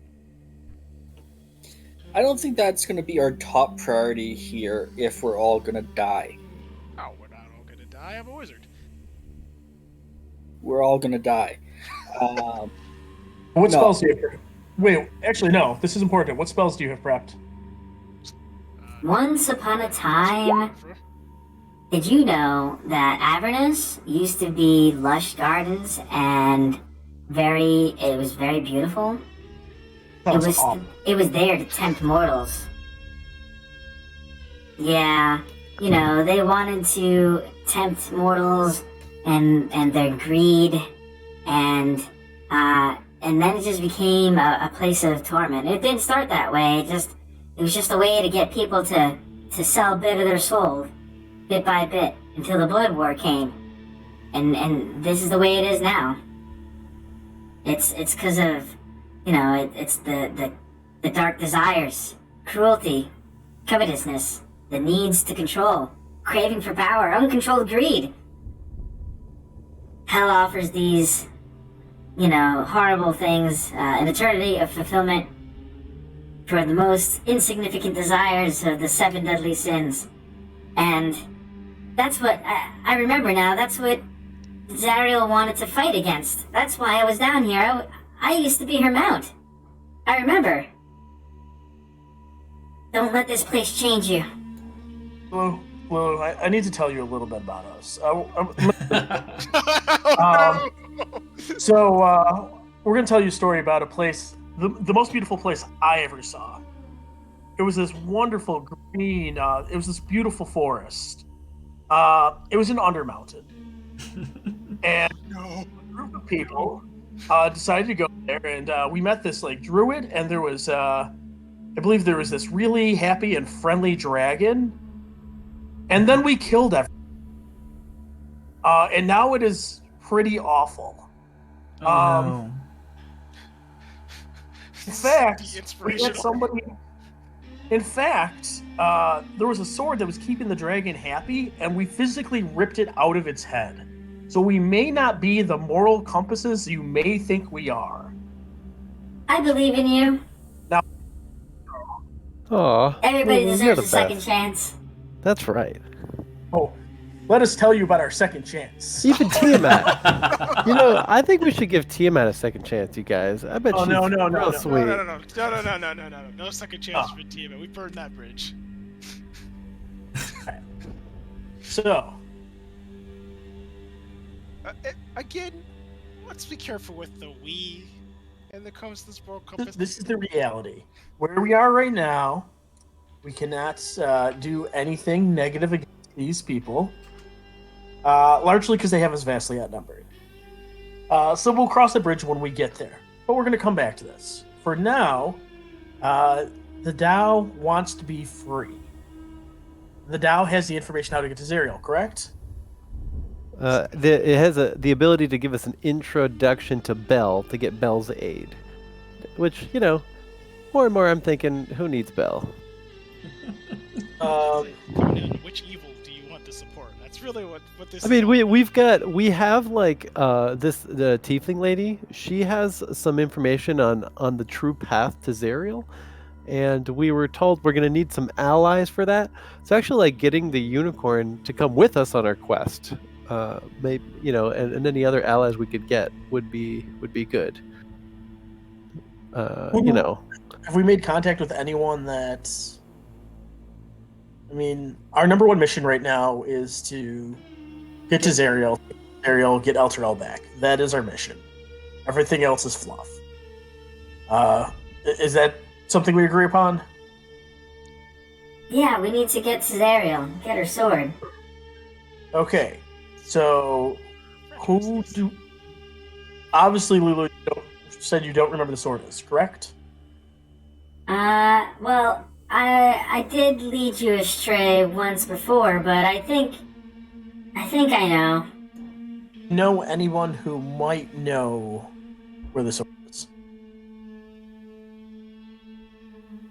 I thought maybe I would learn something when I went to Fort Knucklebone, but that just led us to Herman's Hill, and That didn't work out the way I thought it would.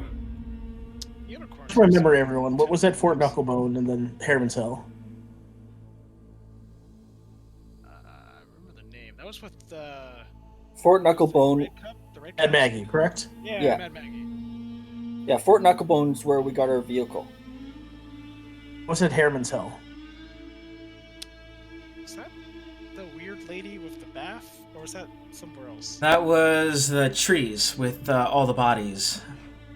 Oh, okay. Yep. Yeah, the giant maze. So Lulu had a dream, and she figured there would be some important places that would help lead to the sword.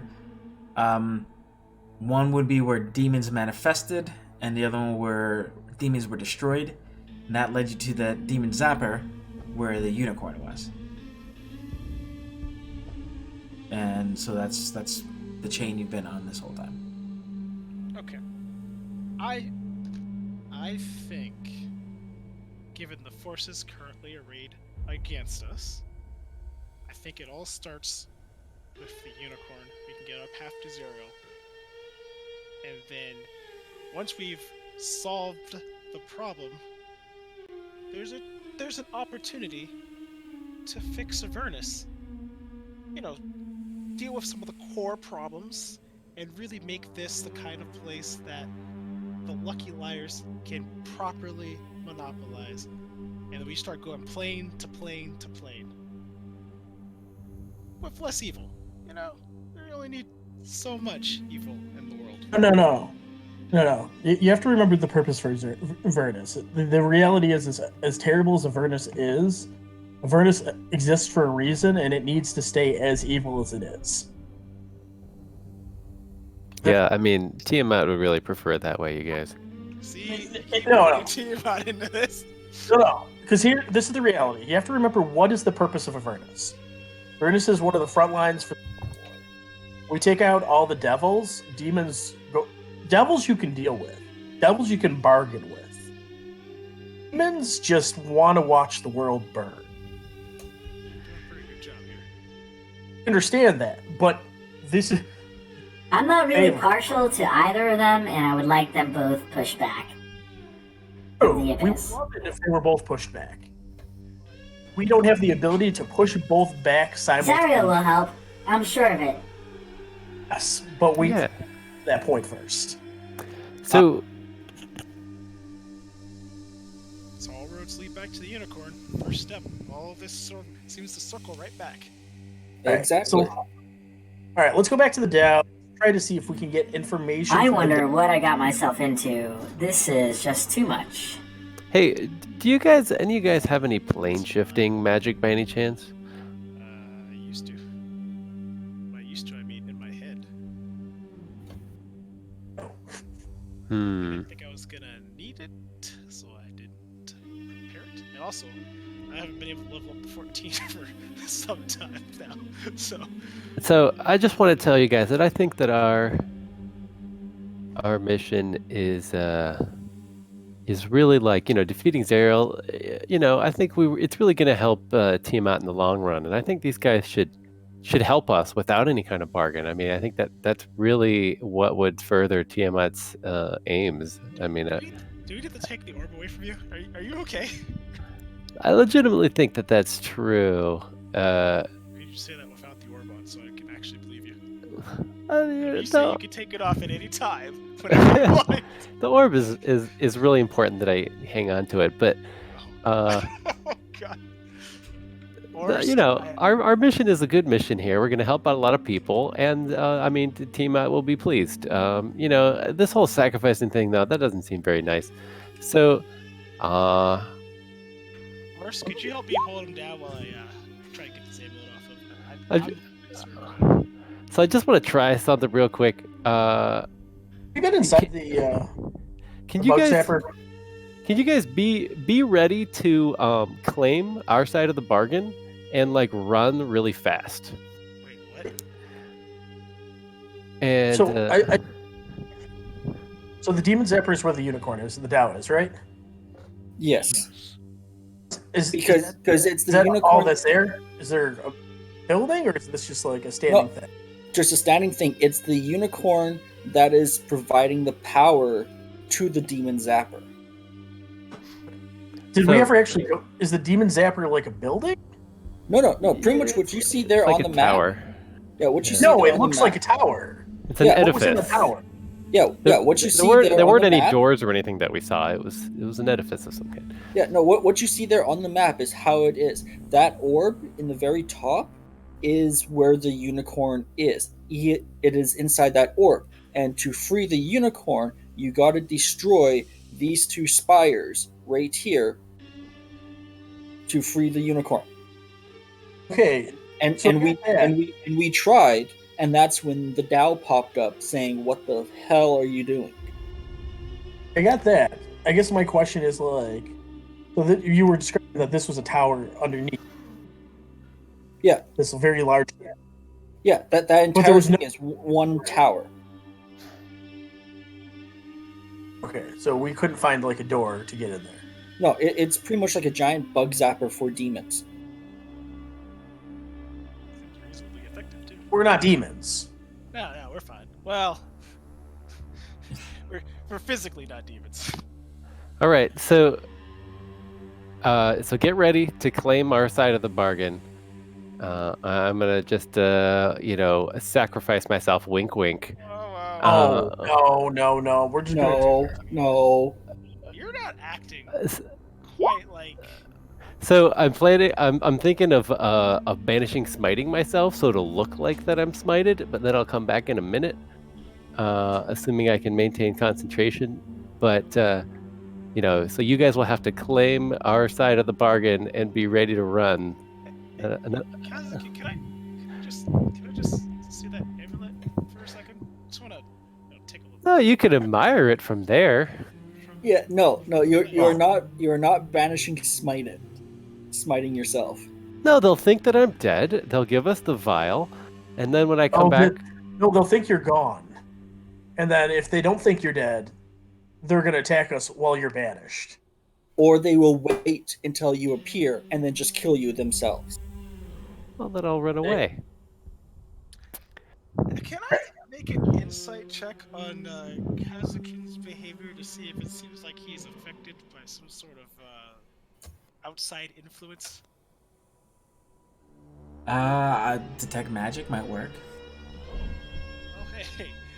That's, Oh, I can detect magic at will. Do you want me to? You sense enchantment. Oh, are you gonna tell me this? yeah. So, hey. All right. So I'm gonna grab him and I'm gonna touch. You're doing what now? Oh, Charge you whatever is on you. He is touching you. Gone. He is touching you and banishing. Is this a bad touch? I'm a paladin, and you need to stop this shit. I'm a paladin.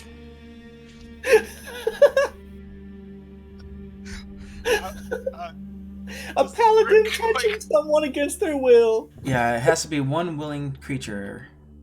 so what? Right. Yeah, what do you say to Kazukin? Right. You can use your action to end one spell on yourself or on one willing creature that you touch. Right. So Dusk, you are making it aware that he is. Okay. Oh yeah. Let me say my piece here. Okay. Hey Kazukin, you actually seem like you've been enchanted by Tiamat. You are Tiamat's chosen. Is that something you want to share with the team? That you're about to sacrifice yourself? You have been selected by Tiamat herself? That's right. I mean, it does seem like there's been some magic interacting with me and the orb. That's true, but I mean, regardless, I really do strongly think that I need to advance Tiamat's agenda, but still also do the right thing. Okay. Alright. Okay. Lucius got this. He comes up to Kazukin, smacks him across the face while casting Greater Restoration, because this does not need a willing creature. Well, I was about to force him to be willing. No. No, because I can end one curse, including the target's attunement to a cursed magical item. That's fair. Oh, seriously? Question Yeah. is actually cursed. I don't know. That's a good question. That's a good one. But it also does say it can end a charm, right? Yep. So It's But- channel divinity. I'll allow it. Oh, Oh I no, guess the greater restoration. Including one curse, not a curse. Target's attunement, cursed magic item. It's not a curse. It's it also said one effect that's charmed. hold on a second. Is that above or below? Let's see, above. Of You can reduce one and of the following effects. One effect that charmed or petrified the target. Okay, sure, why not? So yeah, I'll just smack him across the face and wake the fuck up. Sorry, language. And think of what you're doing. Oh, I see what you're saying there. You make a strong argument. And ow. I'm glad I can make you see the light. I am the greedy one here, not you. Well, that's good because the paladin was about to I don't know, exercise you or something. All right. So yeah, Tiamat. Man, Tiamat's a jerk. What was I thinking? I think we should kill all these guys. But let's like. we need an army for that. We'll Yeah. come back full circle. Yeah, We've- no, we'll go back and see the Tao, and see either we attack him or we can negotiate something better against Tiamat. It's very simple. We go back to the Tao. If we say you guys want to do the not kill route, it's very simple. Touch with Bell. Bell can get us. Army will let us kill these people. These people will get us the blood. We do that full circle, and in the end, a court's happy. I guess. I don't know. A lot of people die. That's all that matters. Let's keep going. All right. So I'm gonna tell my Tiamatish friends that we're going to leave. We're going to go get a good creature, and we will be back. And just out of character, guys, we've been discussing this for 2 hours. That is Two very 2 hours. Oh, it was a good Oh. discussion though. Honestly, Oh, I appreciate which any part? opportunity to not have to talk for the the max. Like, this is the most character interaction I've seen probably the entire time playing. So it's good. Yeah, Yeah, I thought it was cool. it's like, who do we kill first? 2-hour discussion later. Who do we kill first? We are like those 4 vultures in the Jungle Book. Holy cow, you really took that one back. So, what do you want to do today? What do you want to do? What do you want to do? What do you want to do? Kazakin is 37 now, so that's cool. So That's the only advancement we've actually had is Argued age. so long, he's Red, eight. Red, is that something that can be fixed, or is that we're dealing with time magic? It is not something that can be fixed unless there's something that says it changes age, like wild magic does sometimes. Yeah, no, he would have to nail a wild magic spell or There's some something. potions and stuff. There's all kinds of random stuff, but nothing. It's not like unattuning fixes yeah. that. So. We've been arguing about this so long that Kazukin aged. Oh man, that's great. all right. So are they letting us go with the understanding that we will be back and we're We will be back after we talk to the Tao, because if the Tao will negotiate better. Yeah, they've already terms- Archon has already issued. Get me a sacrifice. Destroy any creatures in your way. The unicorn will suffice. The elephant is cool. If not, I'll take whatever. You have something else to offer, that'll work too. You mentioned the orb. Give it to me. I'll give you the thing. It'll please Tiamat. Yeah, so it's either, if we go for Tiamat, we either have to do the unicorn, Lilu, or the orb. If we go back to the Tao, we either negotiate better terms or kill him outright to free the unicorn. Oh, Right. I'm not willing to part with the orb, I will say. Yeah, I don't think this orb is such a big deal. We could probably just give it to them. No, we should hold on to the orb. We'll go and I'll renegotiate terms with the Dow. It'll be okay, guys. Renegotiate. I love how you said that. I wanna. Okay. Well, shall we say we're leaving? Yes, we are leaving. All right.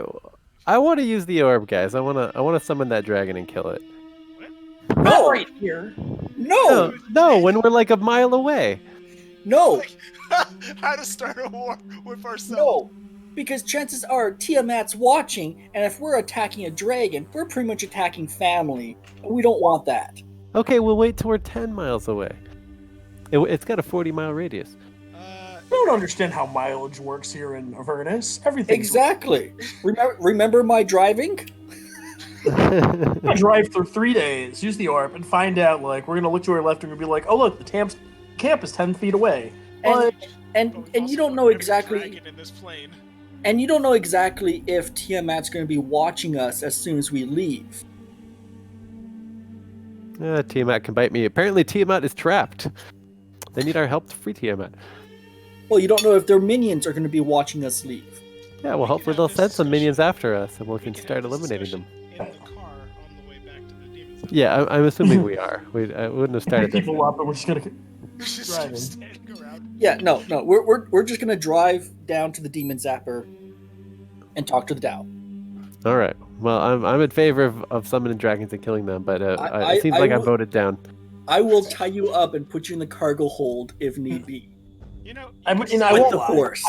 I do really deep down love your idea. Like, I want to kill all the dragons right now. However, we have to business before pleasure. I just want to say one thing about calling the dragons. I'm pretty sure when you call, it doesn't matter where you are, they're going to go towards the orb. So if you call them at a certain location and drive away, they will follow the orb. Yeah, that's what it says. It says dragons are drawn to the orb. They're compelled, and they're angry about it.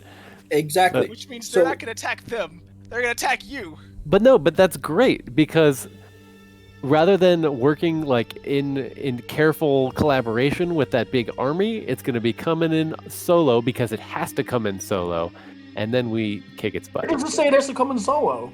Yeah, I it says, mean, it says this- nowhere in there that only one dragon will come. Yeah, It will all the say- dragons within 40 miles. This isn't exactly the world of dragons. This is the world of devils. But we don't know that. I'm not Yes, but if playing the that but if the game. devil suddenly if the dragon suddenly like stands up and starts flying away, the enemies are probably going to follow it.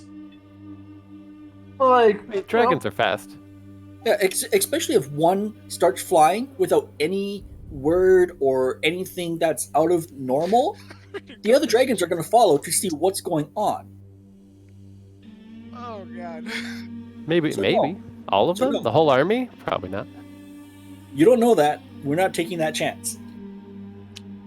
You guys are cowards. We're smart business cowards. before pleasure. We're smart cowards. Let's go with that. Let's go with that. And think about this. We can use that as a different way. If Dao does not want to renegotiate, you can do the call dragons just before giving the orb to the Dao. And we run. That's an idea. Oh. That's a fun idea. Right? Let's shelve that, but I'd like to revisit it in the very near future. Like I said, if the Dao doesn't want to renegotiate, we can even put that on the table of, hey, if you don't want to do this, we can summon a bunch of dragons. I mean, we don't need to do that with the Dao. We know 150% we can beat the Dao. We beat that Dao so hard when it was invisible, it was embarrassing. It's not the threat, but we could do that with some other party. I think that strategy is worth keeping in mind. Fair enough. You know, like an army. But yeah, so traveling. We'll Like they won't they don't have to know that the dragons would attack us because we're holding the orb. All they have to know is we can summon these things.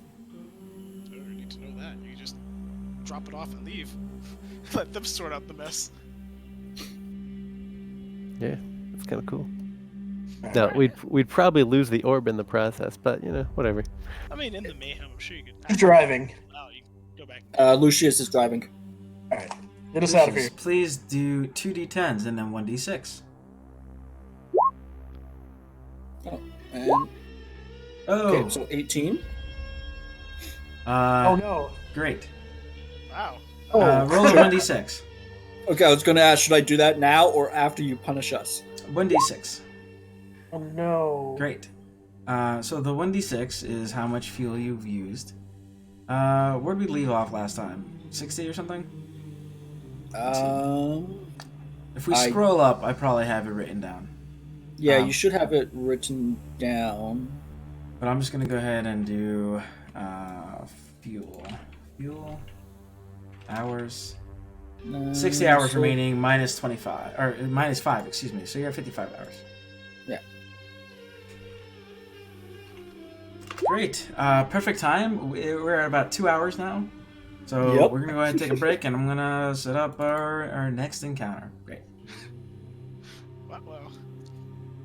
Good times. All right, so enjoy your break. And break. This is how we died.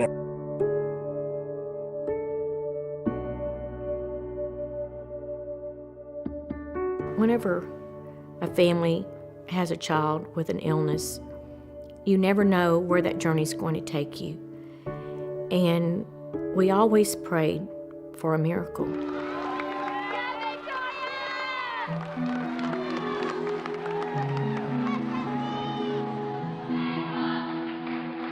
She was the flyer.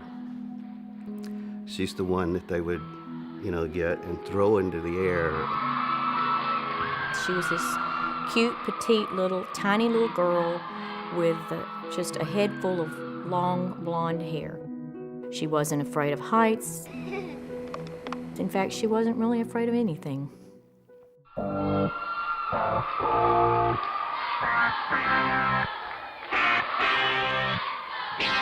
I've got a story just like anyone else. A wise man said, this too shall pass. Oh yeah.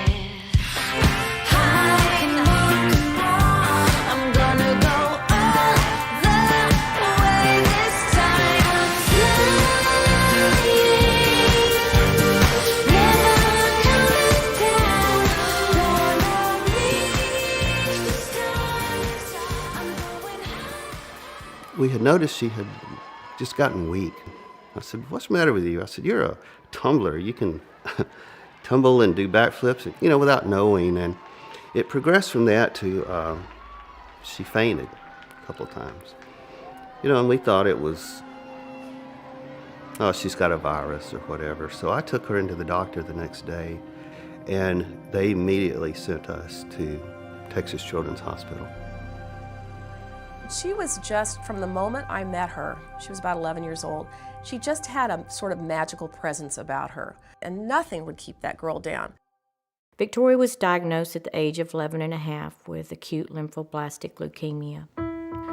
The cure rate for leukemia is the 80%. When Victoria was told that she had cancer, that's the only time we saw her cry. And Dr. Dreyer walked in and told her that 80%, 85% rate cure. So Victoria accepted that. She said she wasn't worried anymore. In today's world, we cure, go away forever, about 80% of children. In 1965, we cured 5% of children. So the improvement is unbelievable. And Victoria actually had a particular subtype of ALL that the cure rate should have even been better than that. Victoria's treatment was to take 2.5 years. And at the end of 2.5 years of chemo, Victoria was to be finished with her treatment.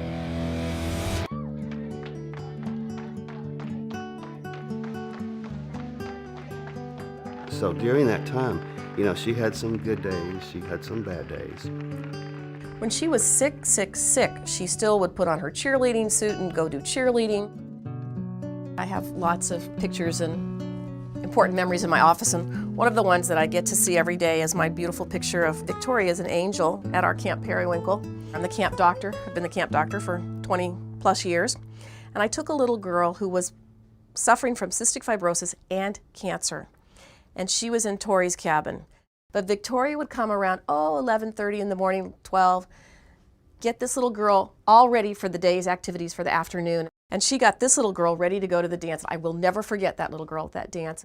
What a wonderful support Tori was, because without Tori, this little girl would never have had the camp experience that she did. She feels great. How does my heart sound? It's a little off. It kind of sounds like a bunny. Oh. I like bunnies. Oh, you like bunnies? I love them. Okay, you're good. Okay, thank you. Now I'm going to hand this over to Dr. Frickback and see what she has to say. Well, what's your name again? My name is Bunny McBunkbunk. Well, Bunny McBunkbunk, today our breaking story is about a little dog named Arfie. Let's ask Arfie. In 2005, Texas children held their first radiothon with the Children's Miracle Network Hospital, and that's where we met Doc.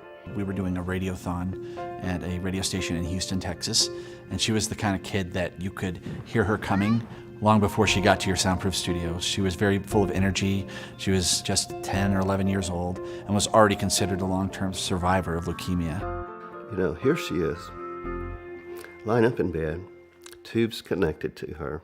She didn't go and cry about it or bemoan her situation. She was around to try to visit these other kids to make them feel better. And I think that's the legacy of her. At the end of 2.5 years, when Victoria's treatment was over, they performed another spinal tap and a bone marrow test. The Dr. Dreyer called us. I remember it was a Thursday, and she said, "I cannot believe this, but Victoria has relapsed." Because of the seriousness of her relapse, they told Victoria that her next option was to receive a bone marrow transplant. Our community really rallied behind our family and our church. You know, we even had signs, "Pray for Victoria." So it wasn't just our family, it affected everybody. And she made it through, and 9 months later, she relapsed again. Joellen called me, and she had just the worst news ever, and that is that Victoria's cancer had returned. So this was 3 times she was told that she had cancer. And so we began another journey to receive a second bone marrow transplant. Victoria at that time decided she was going to fight and entered the hospital for what would turn out to be an extremely long stay, many, many, many months. And so as a result of this extended stay, I saw that there wasn't as much for her to do as you can stay placated with as a young person. And he asked her at that time, he said, "Victoria, do you like to play video games?" She said, "I love to play video games." So I put the word out to a website that I worked with called Sarcastic Gamer, and the online community responded in droves. What I expected to be a couple of games that might come from here and there instead turned out to be things coming from all over the world. And we started receiving boxes of games. We had games that came in from Asia and Europe, and he was receiving games from all over Texas, all over the United States. So much so that it became sort of overwhelming. Tori had to end up giving it away to other kids who were also stuck in the hospital. She was the one to go around to be that extra person for all these other children.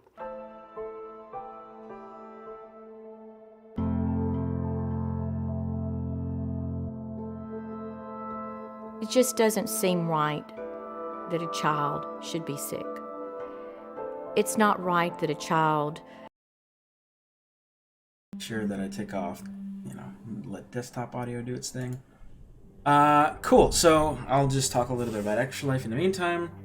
I am very excited about this year's Extra Life things going on.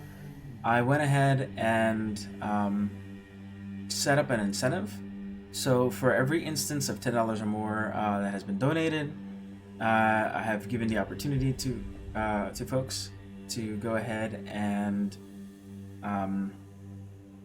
provide one song that I will listen to for on repeat, for the duration of my workouts for the rest of 2020. So far, I've listened to a 22-minute and 10-second song. I want to say 50 times already. It's pretty awesome. Damn, why can't I remember the name? It is. I thought Space it was Unicorn? No. Yeah, that's on there too. I've listened to that a lot of times, but that's like the shortest song on the list. Oh, yes, Jethro Tull. "Thick as a Brick" Part 1 is the song. It's pretty dope. And yeah, that's that song. 22 minutes and 40 seconds. Because my friends are awesome. Yeah, Space Unicorn is on there. One from Chiron is on there. Some UK drum and bass. Honky Tonk Badonkadonk from my wife's aunt. Friday I'm in Love, that's on there too. And I've got somebody is supposed to give me like 4 other songs, but they haven't done that yet. But yeah, it's been kind of fun just listening to everybody's kind of like different styles. It makes me wonder, like, what type, like the song that they give me is like an indicator of what kind of D&D character they would play. Is what I think. So your wife's aunt gave you the song "Honky Tonk Badonkadonk." That's correct. Yes. By Trace Adkins, I want to say. That opens up a few questions. I'm not sure I want to ask. It's one of her favorite songs. She likes country songs, so she wants to share it. But it's a good time. But there's so many other country songs. That's the one she wanted. She likes that song. What can I say? Okay. Yeah. I really don't question people that listen to country music, particularly because I just don't have the time to, since I'm not a country music fan. But yeah, so the playlist so far is 5 songs, 37 minutes long, and most of my workouts are about an hour and 20 to 2 hours long, honestly. So, is everybody here yet? Waiting on Kazakin. Oh yeah, I'm here. Okay. I never left. Yes. Cool. Yeah. No, well, I know you're here now, so that's the important part. Great. So I'm gonna go ahead and we're gonna delete this thing here. But yeah, Extra Life is fun. We're up to $245 raised so far for the year, which is great. My goal is $2,020 because it's the year 2020. When I get to $500 raised, I want to give one random person a D&D Beyond code for Descent into Avernus, the adventure that we're playing right now. And that should be fun. I want to come up with some more milestone type stuff, but not really sure where to go with it yet. So if you got something, either incentives or milestones, let me know and I'll work on it. But here it goes. I'm going to go ahead and do a little bit of narration for you.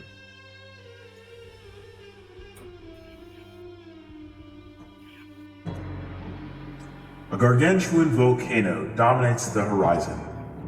Clouds of fire and ash spew from its column, and the air trembles with its angry grumblings. A vast, multi-layered fortress has been hewn into the volcano's rocky slopes. When you arrive in this area, you see horned devils, bearded devils, like all around. But in particular, the nearest one to you, they are not in a vehicle. You are in a vehicle. You see 2 horned devils leading 10 bearded devils as you get near to this fortress. Wait, what fortress? The one I just described. I thought we were going to the vast bug zapper. yes. Yeah. Okay. So when someone drives the vehicle, we have to roll 2d10s. If the numbers don't match, great, we continue on our adventure. If the numbers do match, an event happens. This is the one time that the numbers have matched in all the times I've rolled. So this is the event that's happening. Oh, we're rolling up on a weird fortress that we've never seen before. Right. We got lost. Okay, cool. So now the question is, do I gun it? On it. Let's get to the fortress. So Yeah, you I want kinda me wanna to check it plow? out. You want me to plow right through that army? Yeah, man. Okay. Who am I going after first? Running right to the fortress. I mean, we got claws on the front of our car, right? What is the army? Oh, not Who is in what thing? Yeah, you guys got to take your positions. I'm in the helm. We have the chomper, which requires one crew. We have the wrecking ball, which requires one person, and then we also have 2 harpoon flingers, which require one person each. So technically, there's going to be one weapon that's not going to have anyone. So for example, there's like, you know what, maybe there's a map for this. We Hold might on be a more second. powerful than these weapons, though. At this point, Hold on. I There mean, might the wrecking be a ball. If there's a the map, wrecking ball- that'll be good. Ooh, The wrecking there's ball a is map. great against other vehicles, but we're not against other vehicles now. So, All right, I might be moving you to a new area here shortly. Ooh, no, not there. That's too close. That's the inside of something I don't want you to be inside of just yet. All right, cool. So, you, like I said, in the, off in the distance or whatever, there's all kinds of devils doing things, and it looks like these, try to stop you. Are you gunning it? We are gunning it. Great. Let's go ahead and roll initiative.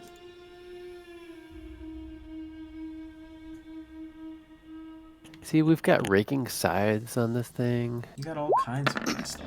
It's awesome. Well, we don't have raking sides. We got Oh, we don't. no. I'm just looking at the handout. Yeah, no. This is the demon grinder. If you go Oh, it's into the demon grinder. Oh, yeah, I if you looked go at the wrong one. into Appendix B, you should see the demon grinder character sheet. Okay, thank you. That's useful to know. Yeah, so we got a wrecking ball in there that does 8d8 plus 4. The chomper, which does 66 plus 4. Those 2 are the most usefulness. The harpoon flingers aren't too bad, but we're limited on harpoons. Oh yeah. Would you have 4 harpoons? Great. 5 per station. You had only X amount left because it was used in the battle. Yeah, and we gathered the harpoons from the other vehicles that were destroyed. Right, that's why you had 4. Okay, so it was 4 Because per station. Yeah, because a bunch were used. You had 4 total. Yeah. Oh, 4 total. Okay, so Yeah. 2 per station then. I can go look for the chat notes as well. That stuff's not so great. Yeah, so like even if we have one person on the chomper and one on the wrecking ball, don't worry about the harpoon flingers. Those that can do like long reach, like spell casting, and that doesn't really need to be on a weapon. They can use their spells instead. So we do have crushing wheels. We can move through the space of larger or smaller creatures, and it's got to save or take 22 damage and get run over. If it happens to be prone, it's even worse for it.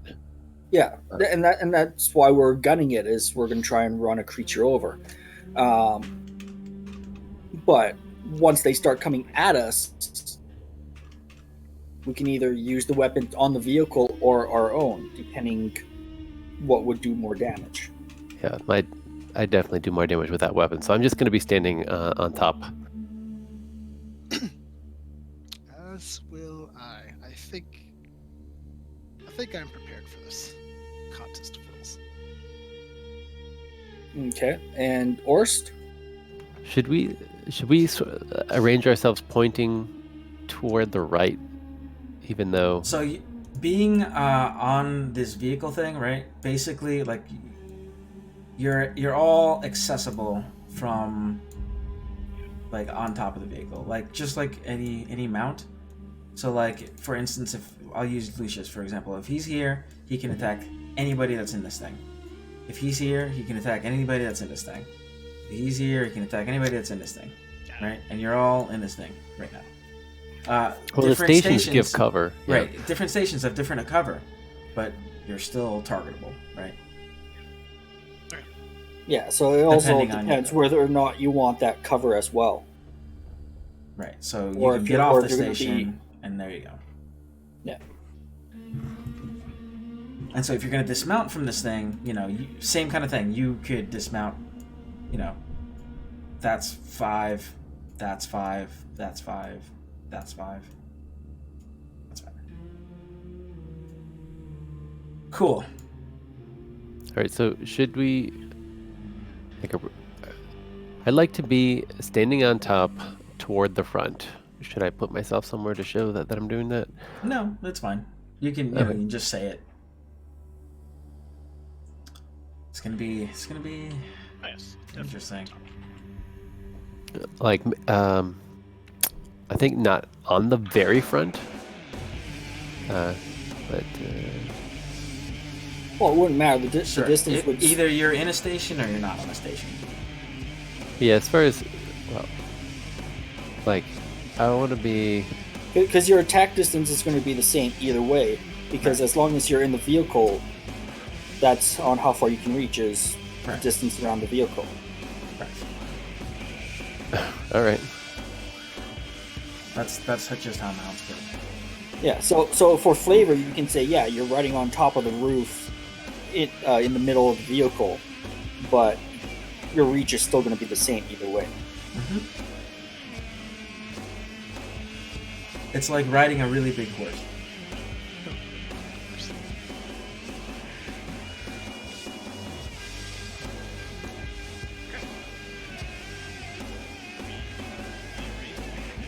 Dusk, you're very quiet to me. Am I? Sorry. Is this a little better? Yep. Yeah. Alright. I will start shouting because my voice is not my own. Mm-hmm. Okay. Am I up? Or are we still figuring ourselves out? Oh wait, I do. Since I read the that one part, I do want to read one more thing. An ousted archduke sulking in a volcano, eager to reclaim his stolen throne. Huh. I don't know. So right now, we did say that you were going at. Did you say horse speed or full speed? Full speed. Okay, so until Lucius's turn again, you're going 100 miles an hour that way, or 100 feet per round that way. Oh my god. Okay. Because you were going ramming speed, right? Cool. Like, we're not gonna hit a wall, are we? Well, if you go through them, you'll probably crash into the fortress that they're in front of. How far away is the fortress? Behind them. Yeah, it's right there. Yeah. Okay, so can we set it at a speed so that it goes through them, Yeah, but not Lucius is into the wall? driving, so he does all the driving. Okay, all right, cool. Seems like crashing would be bad. Yeah. Well, it'll be Lucius. Basically, if Lucius doesn't change direction, then not the next turn, but the turn after that, he would crash. So what's this? Got 100 here, right? So it would be like here, basically where it would be. Cool. I'll make a box or something, I guess. And these creatures are what again? Devils. Devils. Yes, you've seen these kinds of devils before. Oh, yes. These are bearded devils. And these here are horned devils.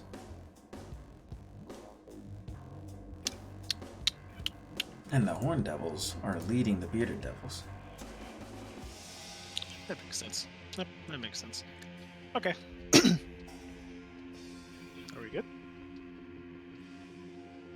I believe so. Fantastic. Oh, that's me. Right. We just toss that out there. And we'll put that right. Ooh, spell templates. I like this. Let's see. Where can I do the most damage here? That's what, 4? 5, 6, 2, 3, 4. Yeah, that seems like a pretty good start. Cool. So I will just put this in the map layer.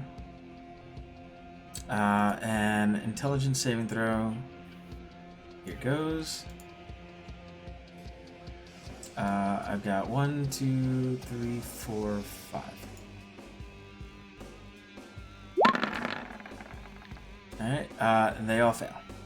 A little bit of a brain blast. 36 psychic damage and 1d6 from any of their attack rolls or ability checks for the next turn. Or, excuse me, for 1 minute. But they can make an intelligence saving throw at the end of their turn to end the effect on themselves. Great. Sounds awesome. So they all look bloodied. The ones that you hurt. Soften them up for you. Next. So I guess you're on top of this thing and firing hell? I am. Very Mad Max of you. Brain blasting.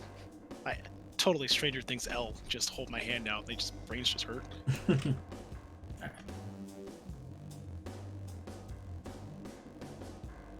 Alright, cool. I'll just move that aside in case you want to use it again sometime. Alright, great. So as the intruders linger in the area and begin to attack these guys, we'll go ahead and try to fight. Worst, you're on the vehicle somewhere. Where are you in a vehicle? Are you on top of it? Are you in a station? What are you doing? Worst. If you're talking, we can't hear you. Orst, you're muted. His mic is muted. And that explains how there's been no responses. Oh, yeah, that'll do it. Exactly. Let's try that again. So I was telling myself that with the driving, I was going to step off. Oh, wait a second. Adriasta goes, and she says, we're okay. Yeah, let's fight. Let's fight Bell's forces. Let's do it. These are forces. Yeah. Oh, is this Bell's forces? Oh, no.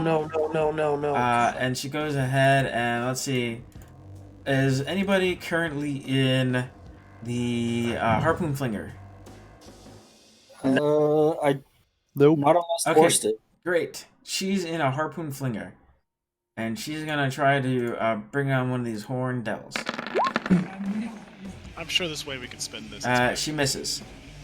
You're down to 3 harpoons. Get that back. This is how we started with the Dow, and that turned out great. So, all right, now it's Orst's turn. I'd like to just step off and start walking because I want to separate myself from the vehicle. Since you had said sure, they could sort it. The vehicle's going 100 around. You can totally jump off of it mid whatever. Give me an acrobatics roll.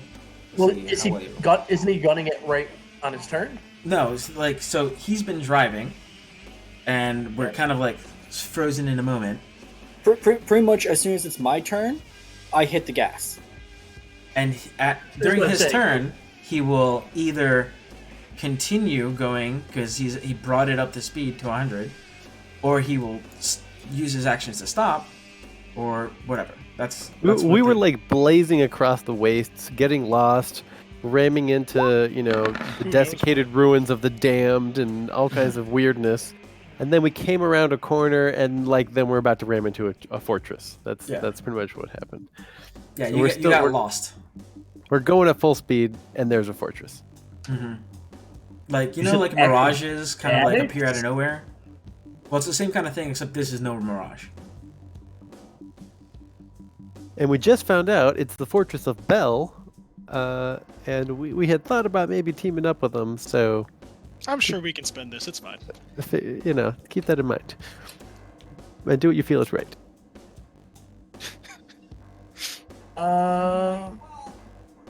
Oh, I'm remembering something. Bell was Zariel's second in command. He was the former lord of Avernus. He forges weapons and armor for the Blood War. Go talk to him. This There's is no just a show of force. being athletics. This is straight acrobatics. Acrobatics, yeah. To like do your roll. All right. Plant. Bam. Great. I didn't even know that was possible. Like, wow. Yeah, no, it Yeah, totally no, is. He's I- a paladin. I- that's Yeah, no, typical. I've done it before.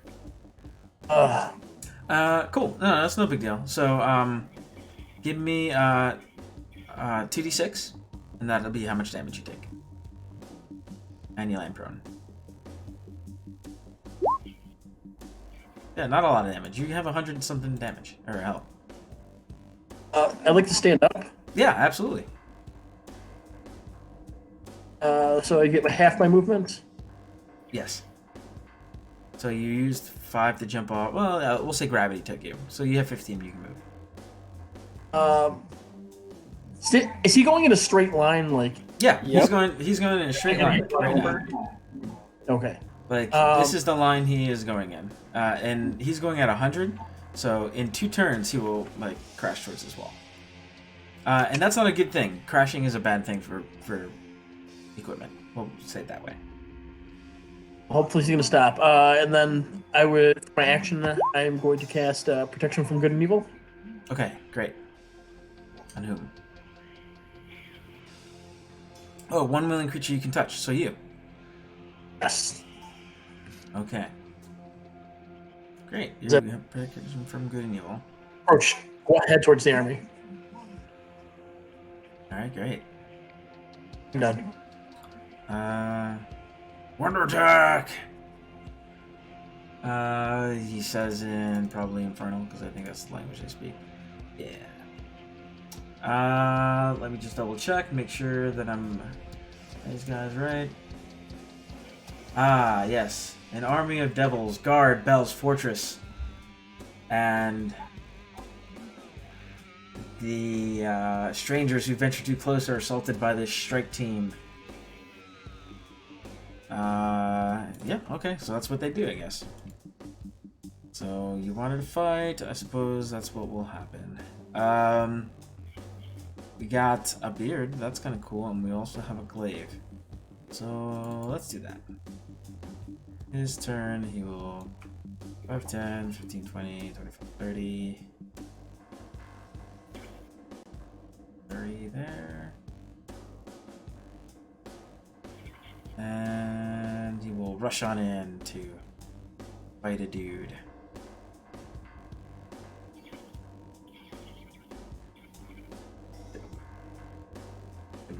Meet the threat head on. Alright. Let's let the strike team do some striking hopefully one day. Cool. I think it's reasonable that these little guys would be 5 feet off the ground, right? The flying guys? Yeah. Being above them or not. Cool. Moving on.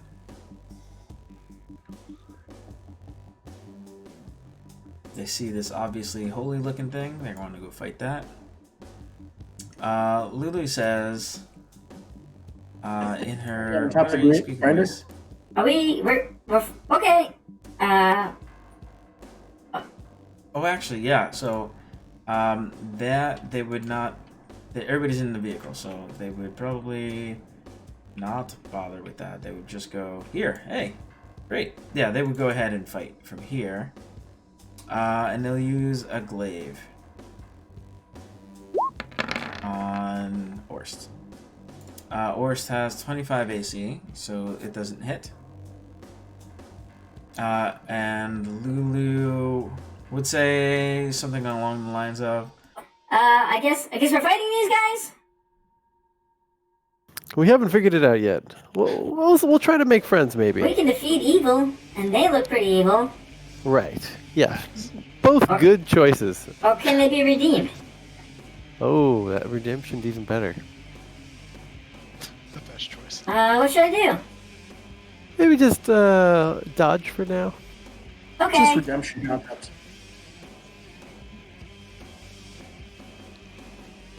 cool. So she'll go ahead and dodge then. Horn Devil will go ahead and command their people. Don't need to talk. They will fly some higher up, and they'll be, I don't know, 30 feet up, I guess. Let's see, 5, 10, 15, 20, yeah, 30 feet up. As they go over here. And they will do... The Devil makes 3 melee attacks, can't do that, and 1 with its sail, or it can hurl flame in place of any melee attack. So it's gonna hurl 3 flames at worst. His attacks? Yes. Just remember they're at disadvantage. They're at disadvantage? Are you dodging or something? Oh, because protect evil. Protect good and evil. Yeah, you're good. Both would fail. They are fiends. Are they within 30 feet? Yes, they are within 30 feet. So, do they... 30 feet is your aura? Only increases damage. Only damage, not attack roll. Got it. So none of these will hit, so that's very good. Next person goes. Get out the way, they would say, to not get crushed by dumb things.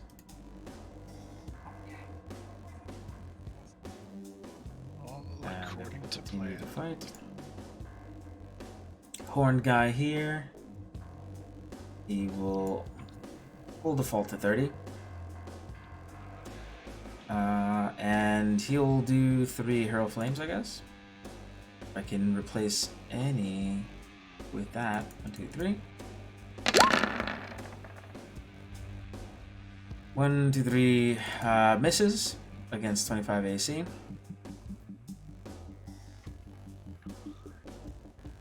He dodges, or not dodges, but runs that way. Everybody's trying to move out of the way. So they don't.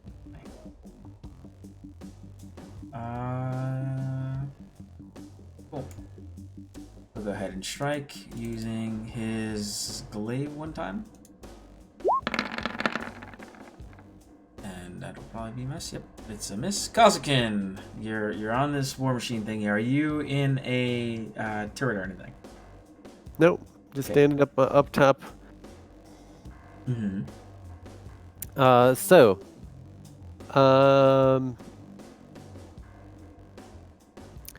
Going to just bellow and gesture.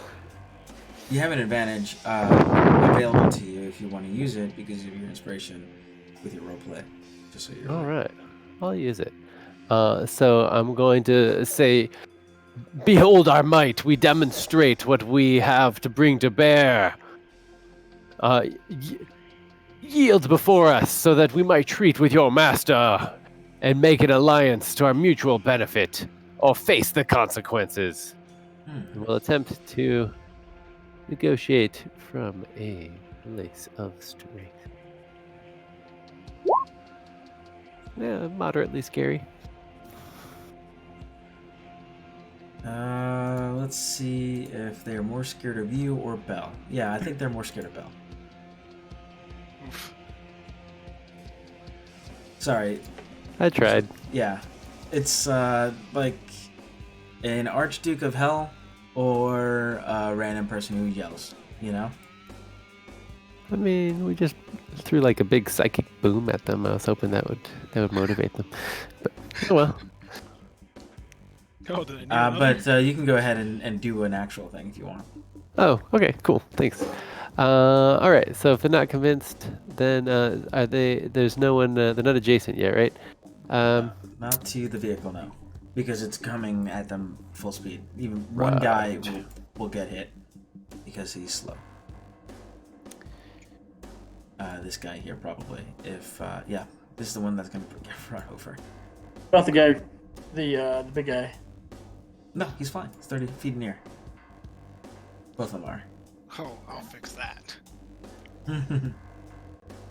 Alrighty. 30 feet in the air, you say? Yes, both. I kept it easy, 30 feet. Oh god, if I were level 13, I'd have reverse gravity right now. Oh, that would have been so good. I'm sure you got plenty of stuff. You guys are super high level, so. And this is not me even, increasing the difficulty whatsoever. This is just how it's written. All right. How Although about how this? it's written is pretty horrible, just so you're aware.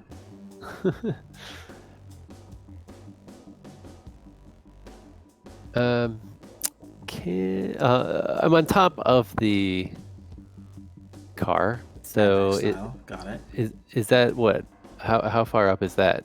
10 feet up? This is 4 squares by 4 squares, so 20. All right, great. So then I'm going to bonus action.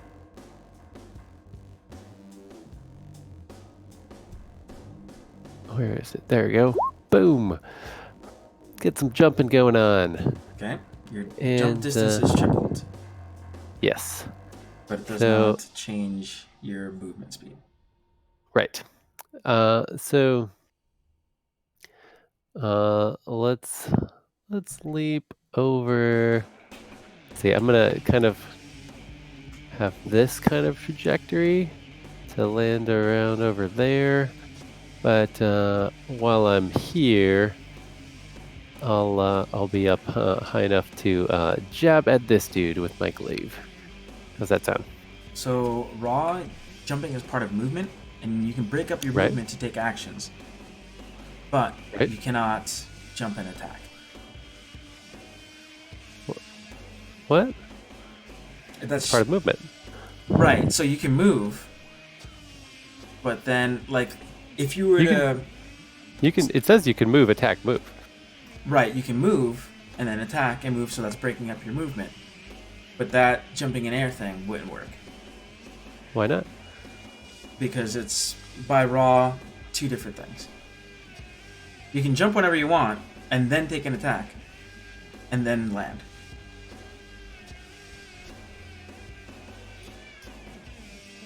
Okay. I thought that's what I was doing.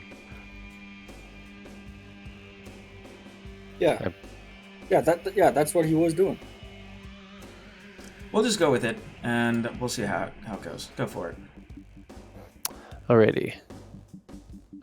So I'll go with a Tides of Chaos to attack with advantage and a cleaving. What is this one? Oh, okay.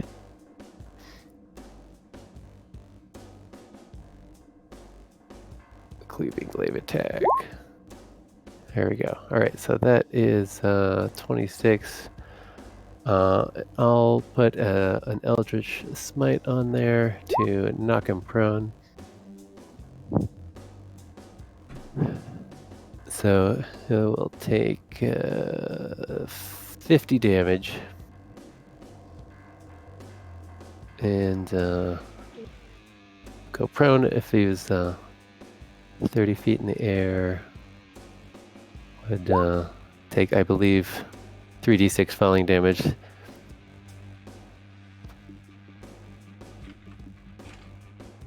Okay. So you do your magical damage to him when you attack him. And then he lands on the ground prone. Right. So I've got another The bludgeoning seemed to have no effect. There was no bludgeoning. That was force and magical slashing. To land on the ground. Oh, the bludgeoning. Oh. Right. Oh, the ground is not a weapon. Right, so bludgeoning damage is still bludgeoning damage. They're immune to bludgeoning damage. They're immune to bludgeoning damage. They're immune to weapons that deal bludgeoning damage. They're immune to bludgeoning damage not made with a silvered weapon. Weapons that it specifically says weapons. They in fact rolled on werewolves. You can throw a werewolf off a mountain and the werewolf will die. I'll have to look it up, but it says cold, bludgeoning, piercing, slashing from non-magical attacks not made with silver weapons. Exactly. It is not an attack. All right, let's. Okay, cool. Next. So I'll go next to it to attack it with advantage. 22 for 24 damage. And that's it. All right.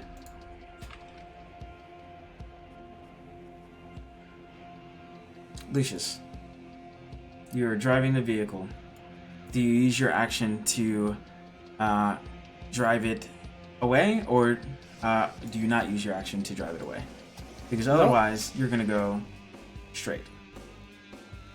If you run over the guy just knocked prone, he'll take the extra already being prone damage.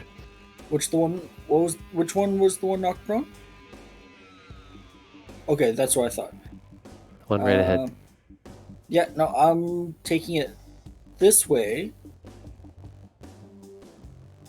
And going to go for him. And him. Okay. So for the big first guy. So crushing wheels. And let's see. You I should need be a able to click the dex. button and I get the damage. Yeah, but it also needs a yeah, no, he's prone, so it doesn't matter. So 12 and 15, so that's 27 bludgeoning. Okay. And this one here, was that guy sleeping or? No, he was synaptic static. Synaptic, okay. The icon's just so small for me because I have it zoomed out.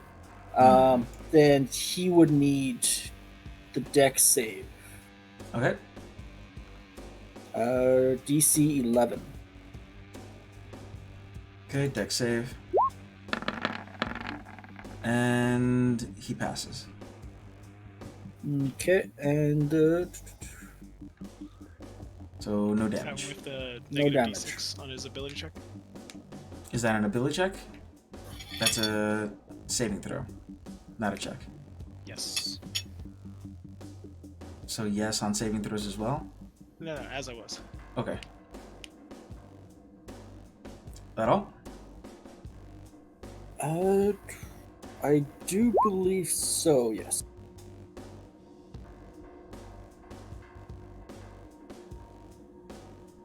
Alright. This guy here, he's gonna go ahead and try to take the vehicle.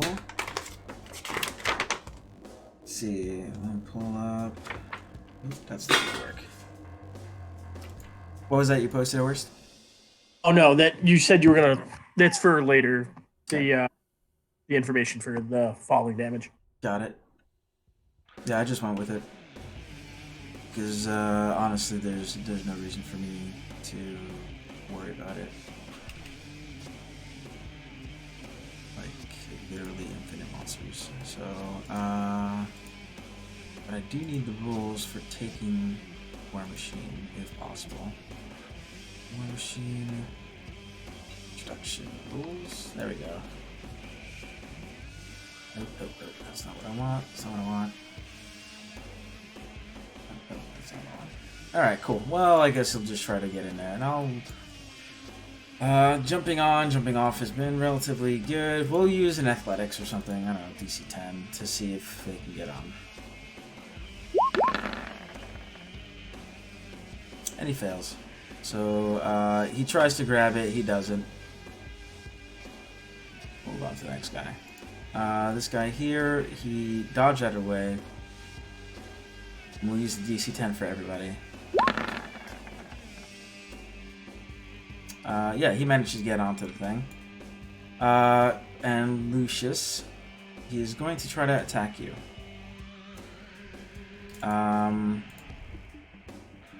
You have what, 3/4 covered?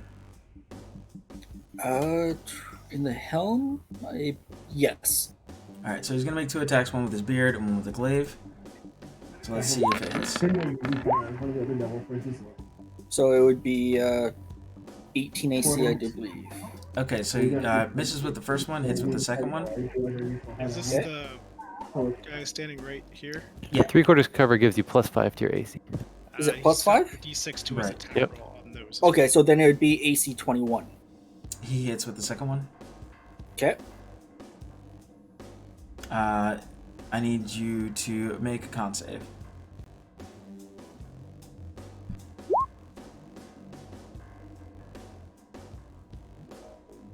Alright, so you take 9 slashing damage. Oh god, horse is so far away. And I will use this little icon here to remind me of something. And you're bleeding out. It sucks. Alright, that guy will go now. He's gonna try to get on. We'll go with same thing. See if he can get on. Why did Kazukin just move? Oh, Kazukin didn't need to move. I thought that was Lucius for some reason, even though I've played with him for like 2 years. Alright. There's that guy. He did not make it on, so he's not gonna do anything. Oop, this way. Dusk. Okay, so I've got one guy on the thing and 2 guys next to it. Yep. Okay, well, it's not quite how I wanted this to go, but we'll work before we're given. Okay, I'm going to target the one here and just snap my fingers. The one on the vehicle? Yes. Okay. And I'm gonna blast him with chain lightning. Uh-oh. And that's gonna... Yeah. Is chain lightning, would that affect this vehicle as well? I get to choose what it goes after. Okay. He needs to make a dex saving throw. I don't know why they didn't show up in any of the text. That's why I was confused. Mm-hmm. Let me fix that.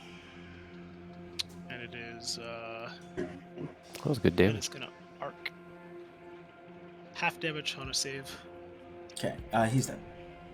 And it's gonna arc to these other 2, who also get to make a save. I think I'm Okay. a separate attack for them. That was a good use. Dex save. I What think did it's it the do? same, isn't it? I think it's the same damage. It doesn't say it breaks into different attacks. We're just gonna use the same damage. Fix this. Alright, they both suffer the consequences of being close to this object. Fantastic. Shocking. Okay. Any other actions? Nope. That's it for me. Alright. Adriesta, she will go ahead and fire a harpoon at disadvantage at the guy next to this thing, I guess. She's on the harpoon. Oh. Problem. Sorry. This guy's not dead. The one I shot? Yes. And I will... see. Is he somehow empowered by our paladin? No. What level maybe spell was that? Chain lightning. 6th level spell. Ah, okay, cool. Alright, never mind. Everything's fine. Everything's... Oh, that's interesting. Oh, and he's... if sorry you're... about that. Remember, he's inside Lulu's aura, so he can cast spells out just fine. Okay, well, As we'll use long this as you're to my near help. Lulu I will... forgot about that. I've always tried to stay like away from her. I forgot. No, you don't want to. You don't want go. to be away from her. You want to We'll be do near this. her. Oh, You're Adriest is in protected. here too. Oh, I have an advantage against any spells, so I'm Harpoon disadvantage. me. And That is- wouldn't matter. So you're down to 2 harpoons. She's gonna have to run to the next harpoon station to try to get that. Forrest. Alright, so I have a bunch of people nearby. Mm-hmm.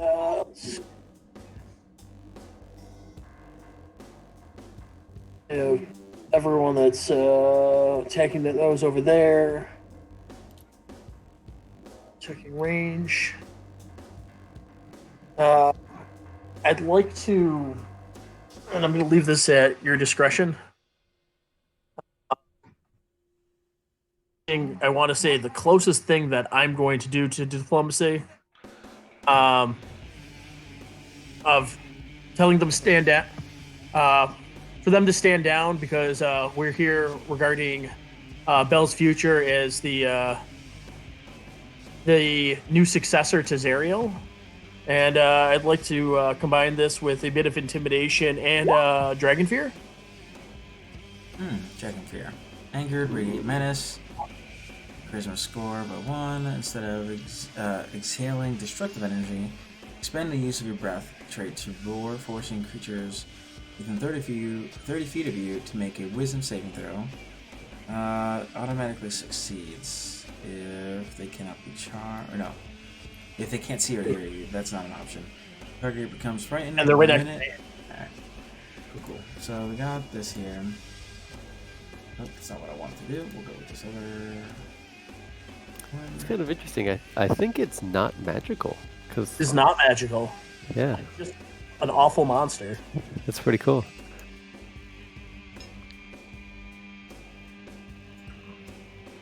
So while I appreciate their magic resistance, not for this.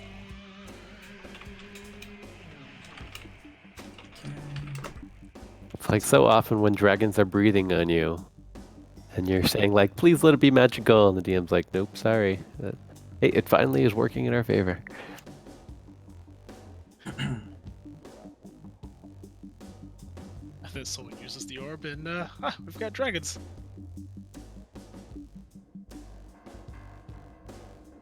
Yeah, we could do that. Alright, and you said it is a...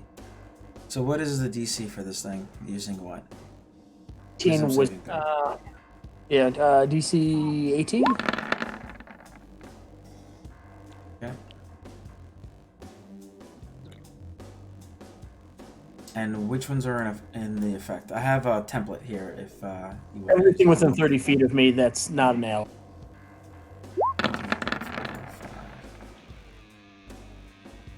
I think it's basically this cluster that's here. Mm-hmm. Okay. Actually, hold on. And remind me again what you're saying.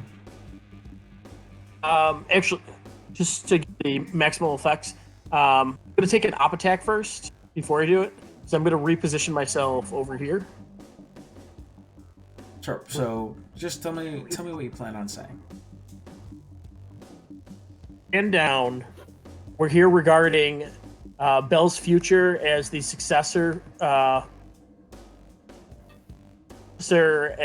the Archfiend in charge of Avernus. Okay, and most of them seem very scared. One of the Horned Devils, the one that's still standing, is not impressed. However, their forces seem to be like diminishing, and with what you say, it he tells his men or whatever, his minions, to stand down.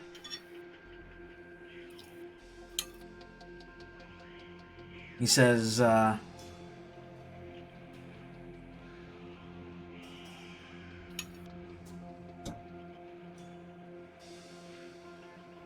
Speak.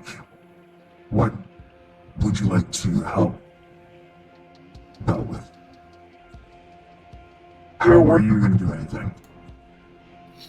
Of ways of removing Zariel from power, and obviously, once Zariel is, someone else is going to have to take the mantle, and I'd very much prefer it wasn't Tiamat. Tiamat is also a problem, and we would like to propose a deal that would be beneficial for all of us. A dragonborn. allied against Tiamat. That might humor Bell, indeed. And I think you made a pretty convincing argument, along with the use of your feet. And so I think that, yeah, they'll go ahead and bring you in.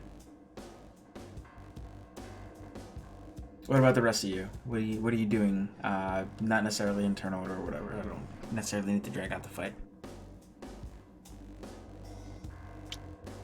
I'm with him. Pretty pleased with the outcome here. Yeah, Lucius will stop driving and follow along, as well as let's.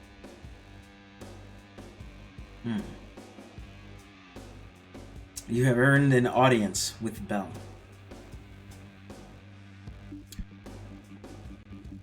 Just gonna go over here. Don't mind me. Look a little suspicious over there, but all right. So I'll cast detect magic from the orb and see if I can't undo some of this magical aging. See, 29.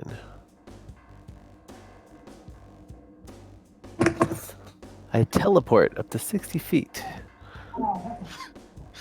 Where you go? Come on down. Alright. Alright, cool. So we'll go ahead and drag you guys here. Leave the vehicle here. We'll bring you in. And we got almost everybody. Lulu, I guess, will come along. And at worst. Good use of your thing there. Yeah, that was awesome. The many devils that are all over the place, not just these guys, go back to their thing. Hanging out. Do you bring Captain Bravo or do you leave it with this thing? Probably leave with that. Yeah, just leave it in the cargo hold. I'll peek in there and be like, and say, just be good. I'll be back. Don't get eaten. Got it. All right. I think Lulu should stay there as well. Oh, are you sure? Oh God, it's I'd like Lulu to come. Damn if you don't. That's fair. Lulu's got a great attitude. She trusts us. Lulu, how much do you trust us? With my life. Oh. Yeah, like way more than she should. Just. Okay. What have we done?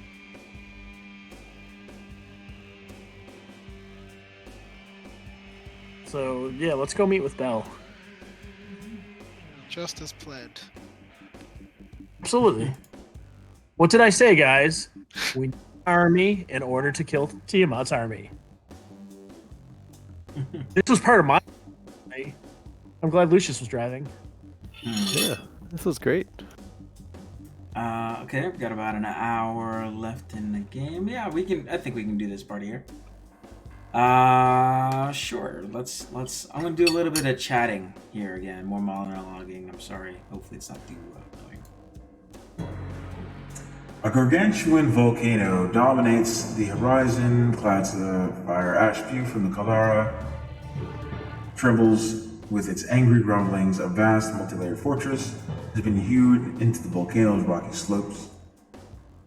And that's what you saw. When you came in, and you got into this fight with all these people, and then a wrought iron spiral staircase descends into a cavernous forge. Channels of bubbling lava wind through the complex, casting fiery light over huge anvils. Chained giants with coal-black skin and fiery orange hair hammer out weapons under the malignant gaze of a pit fiend seated in a flying throne. Throughout the forge, sparks fall like rain.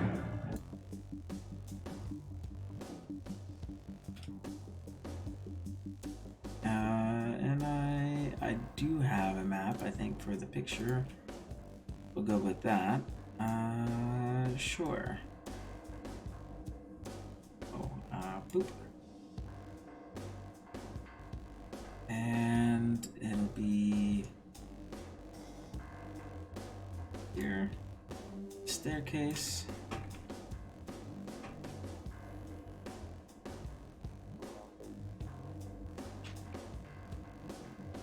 Alright, do you guys, are you able to see? Yes. Yes. Is that Ganon? I'm concerned. Those are fire giants. Those are the giants with the coal black skin and the fiery red hair. And this beautiful fellow here is the guy who's overseeing the whole operation. He's cool. Oh yeah. Gold throne, flaming sword. It fits the stereotype. He's got the whole motif going. Yeah. He's overseeing the manufacture of weapons and armor here. These fellows, do they have a handout as well? Here you go. Boop. Yep. That's Ganon.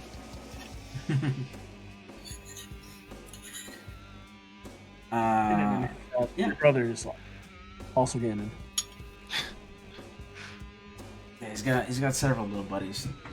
It's called a Triforce, just, you know. Oh.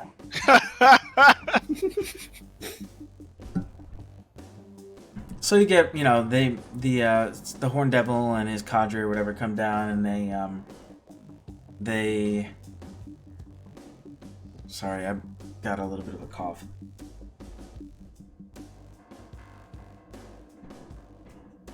And he speaks and says, "Now what is this madness of trying to overthrow Zariel?"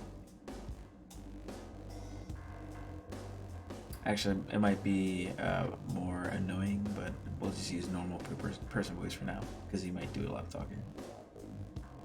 "I am a loyal servant and vassal of Zariel," as he says aloud.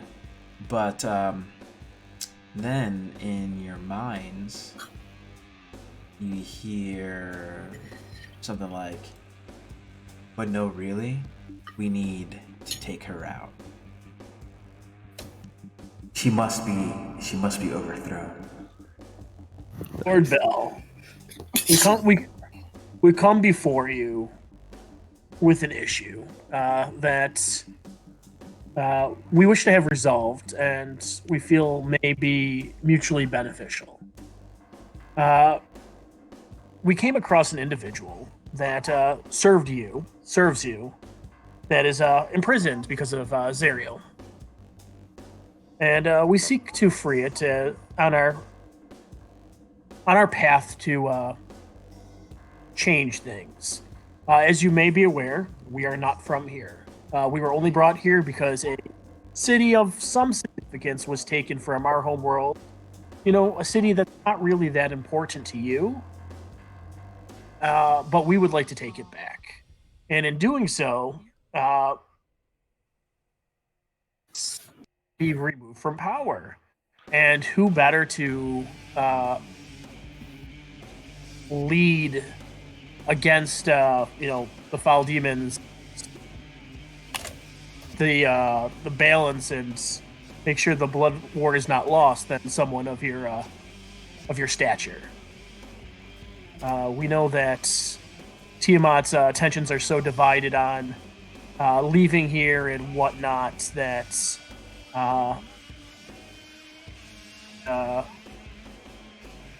the dedication to security of Avernus. I am a loyal advisor to Zariel. So if she wanted to capture whatever pawn that is, then so be it. I don't really care about that guy. But I do like the idea of taking out Zariel. to do this, I need you to help me out with a plan. So, should I punish you now or later for even mentioning doing something against Ariel? Or, do you repent and will you serve as loyal servants to Zariel? Of course. Yeah, so what I need from you, I need some rods. 9 rods. And then we can get this horrible creature off the throne. Kazakin says, I assure you that we intend only to help Zariel in the long run, because we have great compassion for her. And then I'll cast a message spell and say, actually, that's all true. But I think we can work together. Of course, we will do everything we can to atone.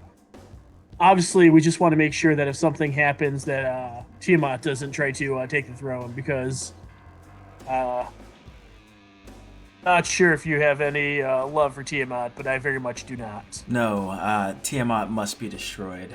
So funny story. Mm-hmm. Maybe you can help with this.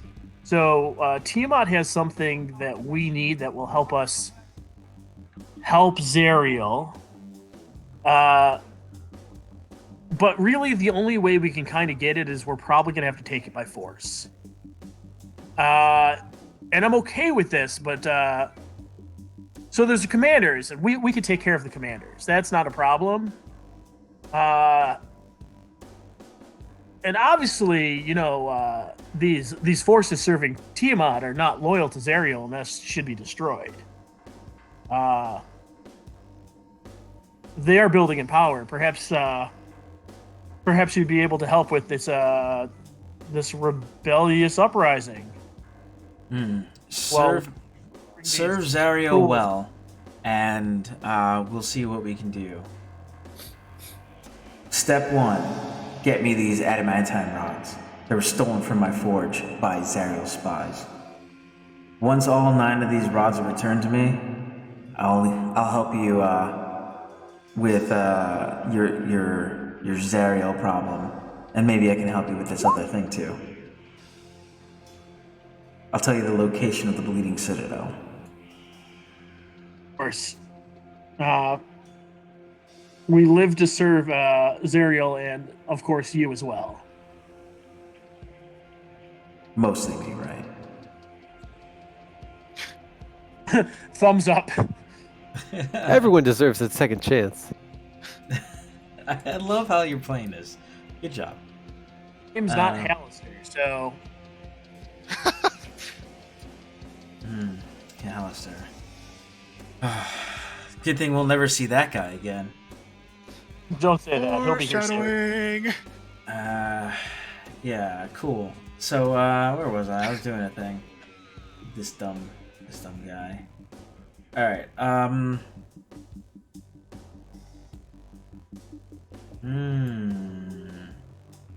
This is cool. I like that. Yes, I have an idea. All right, I have something that might be able to help you in your, if you're willing to serve. Oh, of course. Then I have some weapons for you. I make the highest quality weapons in all of existence. You are aware of this, right? Of course. I have here 3 of the finest items available. Drumra, and he speaks to one of the chained up fire giants. Present the javelins. And there are 2 javelins, and they are traced with a magma looking cool, imagine a magma skin on a stupid weapon from Call of Duty or whatever. He says, these are made from the finest infernal iron, traced with veins of hellfire. And you can see that they shed a little bit of dim light. Any humanoid killed by this weapon we'll have its soul funneled to the river Styx. We'll turn into Lemure and add to our number. And so they heft these 2 Hellfire javelins in their hands. And then he says to another one, Rosaka, the sword. And he pulls out a great sword. Same thing, infernal iron traced with veins of hellfire. And he says, this great sword will do the same. If you'd like, you can use these as you serve Zariel. And he winks and he says, serve me right, not Zariel. Kazakin says, actually, I already have my own weapon, and if you're such an expert on weapons, Of course. maybe you could help me. And Kazakin will pull out his glaive and show it forth and say, back before all of this began, when I was a simple student, I nearly lost my life, and I was saved when my friend Lulu bound my life to some foreign weapon entity that has allowed me to manifest this weapon here. But I don't know what that entity is. But I feel somehow drawn to this quest to find out what has happened. Do you know anything about this? Me as DM, I don't remember. If there's something you wanted to tell me, go ahead and put it in chat. Or, like whisper to me or whatever. But, him as Bell, he'll say, I'll do some digging while you're gone.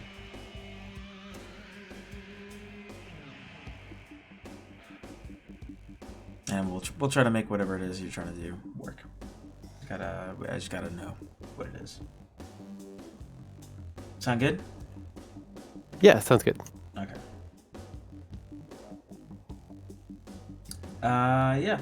So what he wants you to go get 9 adamantine rods that were stolen from him, and he's willing to divulge the location of the Bleeding Citadel.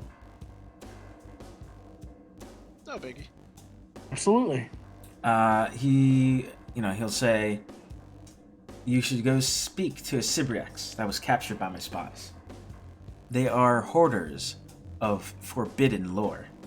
And he looks over to Dusk and he says, I can feel your lust for this information. You will serve well. And this one has been a particularly good source of information for me. It might know where Zariel's spies have hidden the adamantine rods. I'll even provide you a barge that you can use to ply the river Styx.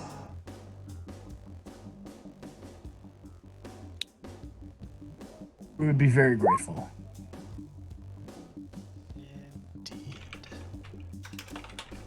Alright, so we got this show to you guys. So you got 2 javelins. This is ignore the any weapon. 2 javelins, 1 greatsword. Those are the types of Hellfire weapons you have available to you. Oh, Red, I whispered.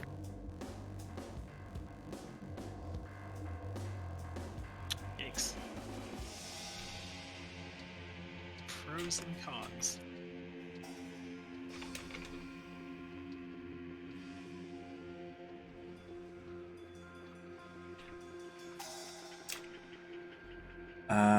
Okay, so I'll work on that.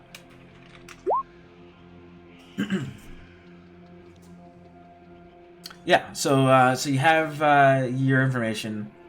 Go talk to a Sybrix that was captured by spies. Orders of information. He offers you a barge.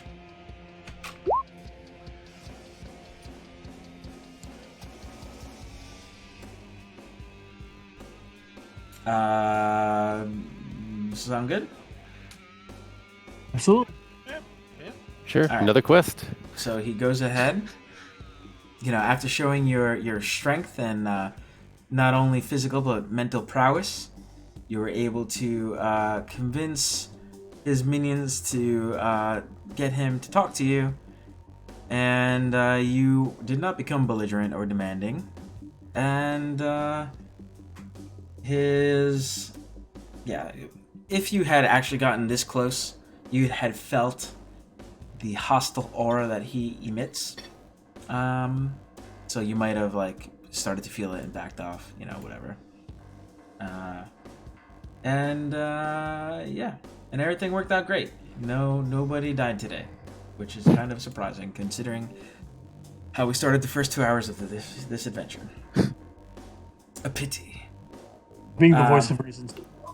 I'm taking your job. Okay, I'm gonna kill us all. So he's gonna go ahead and snap his fingers and teleport you out of his fortress, so that you can be on your way.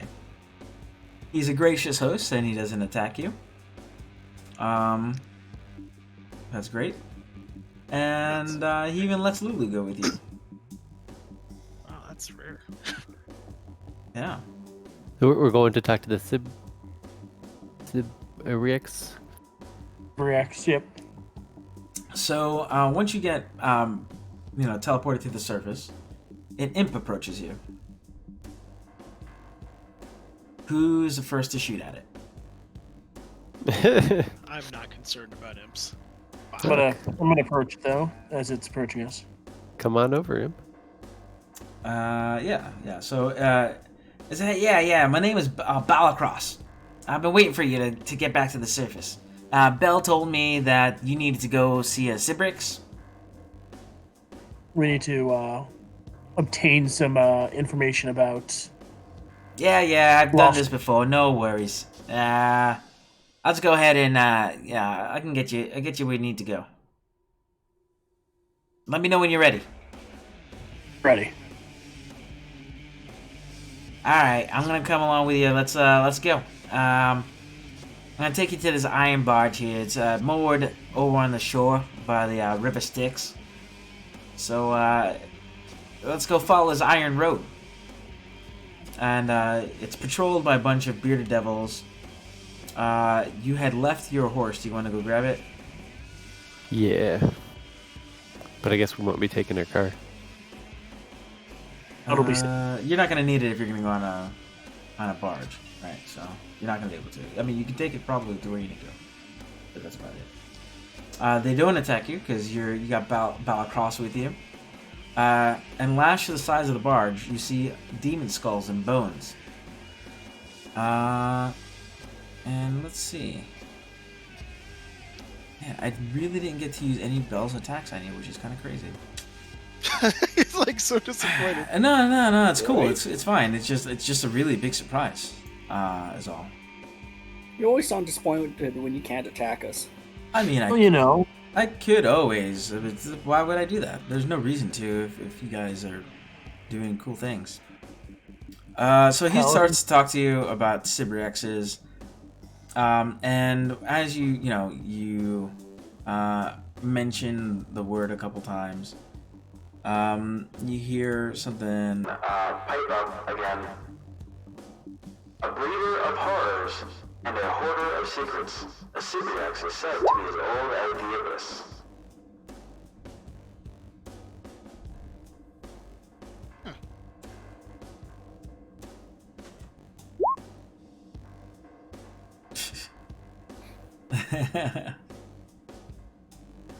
Yeah. So get led to the iron barge. I feel like I should have a picture of that, but who knows?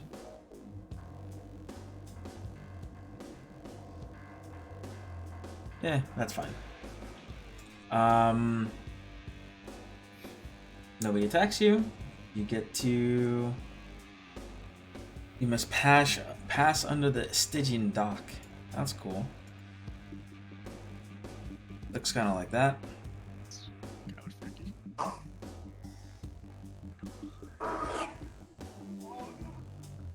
and on the way to Sybrix. The barge is 30 feet long, 15 feet wide, sturdy enough to transport your war machine, if you'd like to bring it. Sure. Got a big war machine as well, so that's crazy.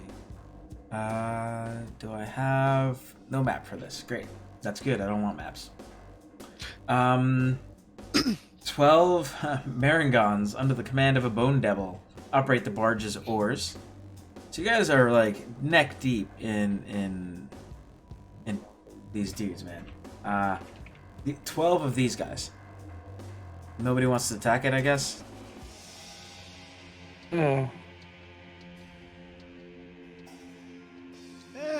Oh man, those guys are serious.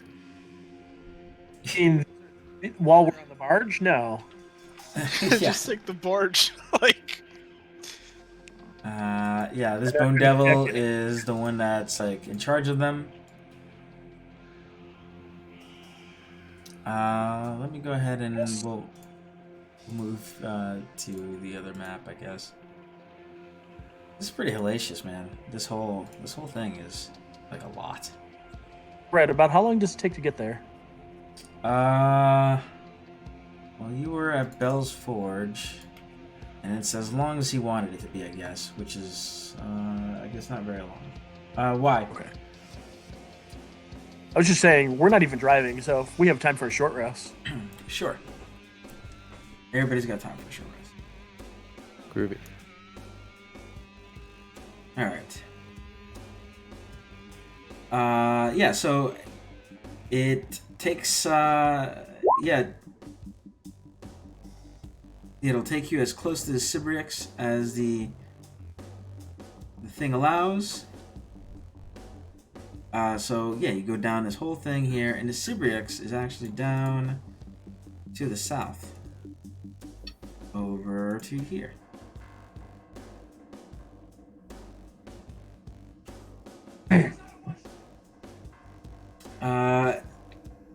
You're not using any whatever. I'll say that you probably have time for a long rest, honestly. Nice. Time is all weird. But if you take a long rest, you have a choice to make. Do you want to take a long rest? Lucius. Nah. You could prepare your revival spell in case that comes up again. Well, no, because I'm not a wizard. I can't just prepare spells. Oh, sorry. I don't know what that's like. I I feel like you did that on purpose. Yeah. Yeah. Yeah. Screw you, Dusk. Screw you.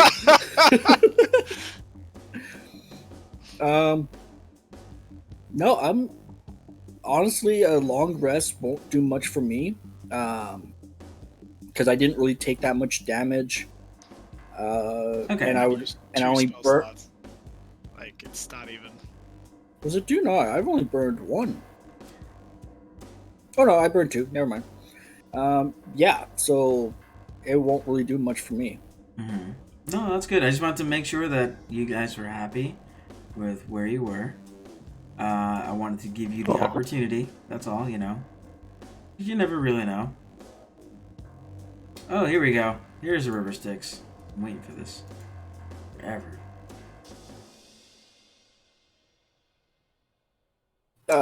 Lucius will just reach into his bag of holding and pull out copper coins.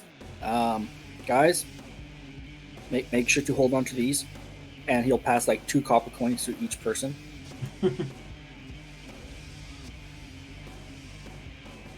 Awesome. Cool. Okay. So, I guess we can just go ahead and fast forward. I'll give you the description again. Sure. Unless there's something else you wanted to do. If the questions, I would like to answer them. I'm good. River Styx, chilling. The Stygian dock. Okay, so you have to pass under the Stygian dock to get there, right? The flying fortress of Avernus need fuel, and what better fuel than the souls of the damned? A massive iron structure that appears to be a pair of docking arms straddles the river Styx and extends out over it. Hefty clamps, chains, and bars affixed to the docking arms latch large vessels between them. A gigantic basalt citadel shaped like a sword blade is moored at the dock. The flying fortress thrums as screaming souls from the river Styx are drawn up into it. I wonder if that's where Zerial hangs out. And so with that, Adriesta, she would say that this is like if you went to the Stygian dock, this is where that's her flying fortress right there.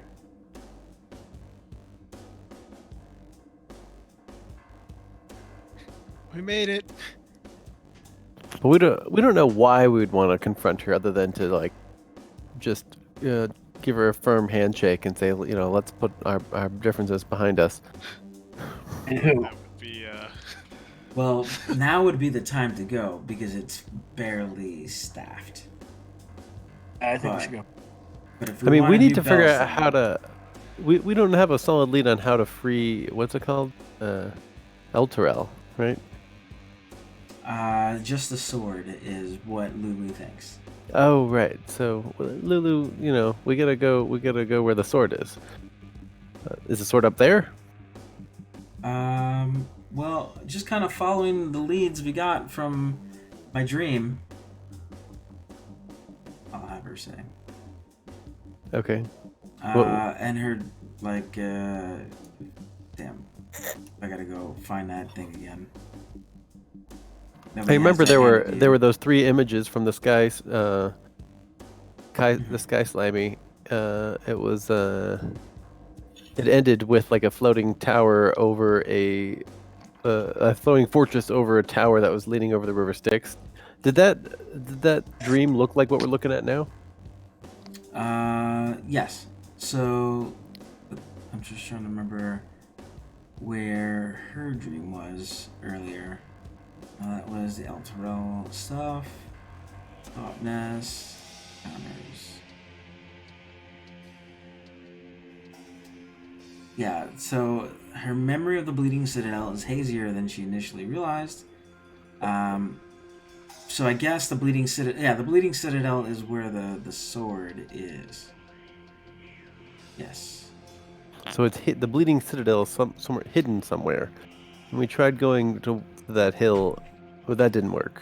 That's all we know about that. Yeah, went the wrong way when we did that. Did you have any other ideas?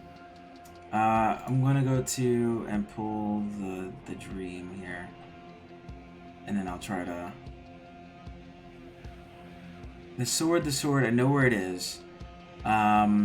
She believes the location is in. Oh, she believes the Bleeding Citadel is where the sword is. Bell just told you that he would tell you where the Bleeding Citadel is. So right now, you following this quest has been the, we need to go. The fruition of the dream. Perfect. Okay, so let's not worry about getting Zerial until we get the sword, and we can't get the sword until we placate Bell. Cool. It's all coming together. Okay. So you want to go to the plan comes together. It's great. Bella's pleased that you want to do that.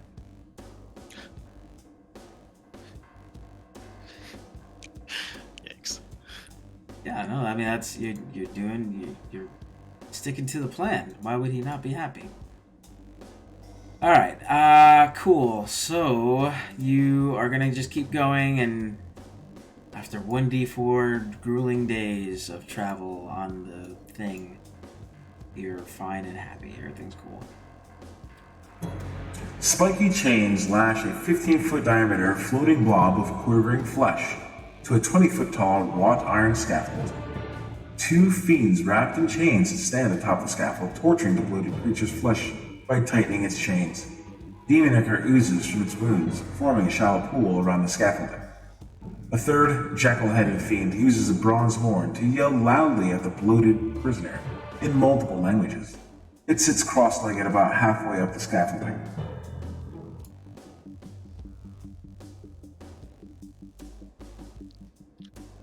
What do you do? How high up is it? 20 feet? Okay. We fly? Yeah. I mean, if you guys want to. How many do we have? 4 of us? I have an eagle whistle, guys. 3 of us? Got it? Well, you can't talk while you're whistling Dixie. Yeah, but if we're just flying up, all that fucking I need. Is there somewhere to stand next to it on the scaffolding? Let's take another look here. Looks like they've been torturing it. Okay. Yeah, I can get all 4 of us up there. I mean, I could jump up, but I need somewhere to land. I need a picture so you can see what we're looking at here. To know what a Zibrick says. Aha! Oh, I know. So it's lashed to a scaffold. There you go. Okay, and there's fiends standing atop the scaffold, so we could go jump up there next to the fiends. Yeah, Bell's fiends have been torturing this thing for a while. Okay, great. So I'm just gonna hop on up there and say hello. Where Bell sent us. Can hold off with the torture. From loss prevention. Yeah, so it'll use its oh man. So it uses like a horn to yell at things, and it kind of sounds like the map, I guess, when it talks. Tell me everything you know about. And with long pauses as it waits for the Sibrick's answer. Sibrick seems to be getting pretty obstinate. What do you know about? And they're just lashing at the thing. And then you see an Arcanoloth there. It says, Shalak and Jank here, they're pretty trash. But maybe if Bell sent you, you might be able to give us a hand here. I'll give you 3 soul coins if you can make the Sibriux talk. Hello up there. What's so important that you gotta live for? What do you mean? I don't know. I'm just trying to say hello. What's what? How come you're not cooperating? What's your deal? Mr. Floaty Bloaty. Floaty Bloaty. Yeah. It will use telepathy to speak with you, and it offers information in exchange for its freedom. Like, help me get out of here, and I will tell you stuff. I solemnly swear that we will free you if you give us all the information that we need. Give me an insight check. Okay. You can easily tell that it does not plan to help you. Oh, Orst, you didn't hear any of that. But that's fine. Oh. We'll go with it. Oh. Orst, in natural fashion, he jumped the gun, pushed past Kazakian, heard the response, does not believe. Groovy. Well, I mean, you can believe whatever you want, but you know that it doesn't plan to help you. Right. So. Remember what Bell wanted from you. Bell wants us to find the rods, right? So we just needed to tell. Hey, tell us where these rods are. Well,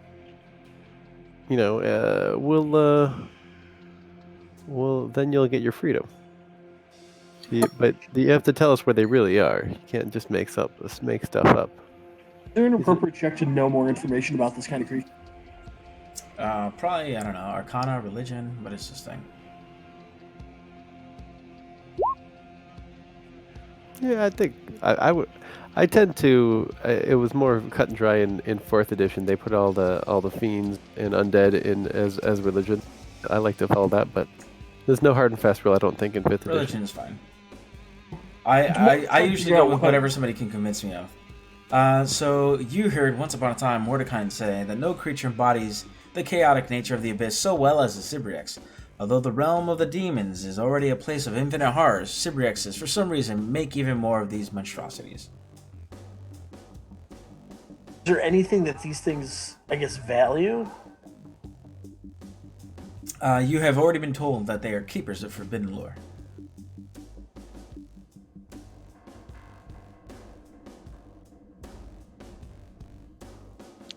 Hey, you know who else is a keeper of forbidden lore? Vecna. And we've seen a piece of him recently. Would you like to know about that? That would be interesting. Give me a persuasion. At advantage. Alrighty.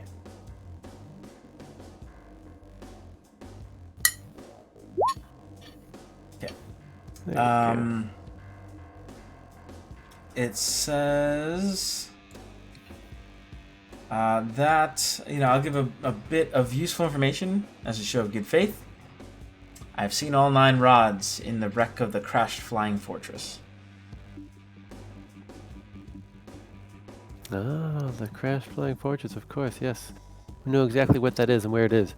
But just in case, just a test to make sure that you know the same thing that we know. Well, let's just both say it out loud. I know it. I know exactly what they're talking about. Oh, right, yeah. That's Me too. amazing. What a friendly Sybriax. I've never met such a friendly Sybriax, but honestly, I don't remember if I've ever met a Sybriax before. But this one is an especially friendly Sybriax and very useful. How nice. See, I told you everybody can be redeemed. We're going to call him Thomas. He's very useful. I was about to say, asking the Sybriax what its name is.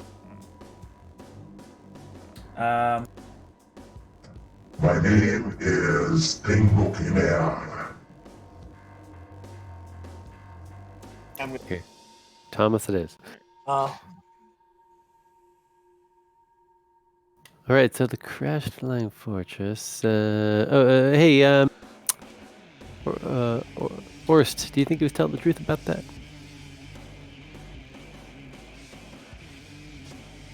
All right, let me out.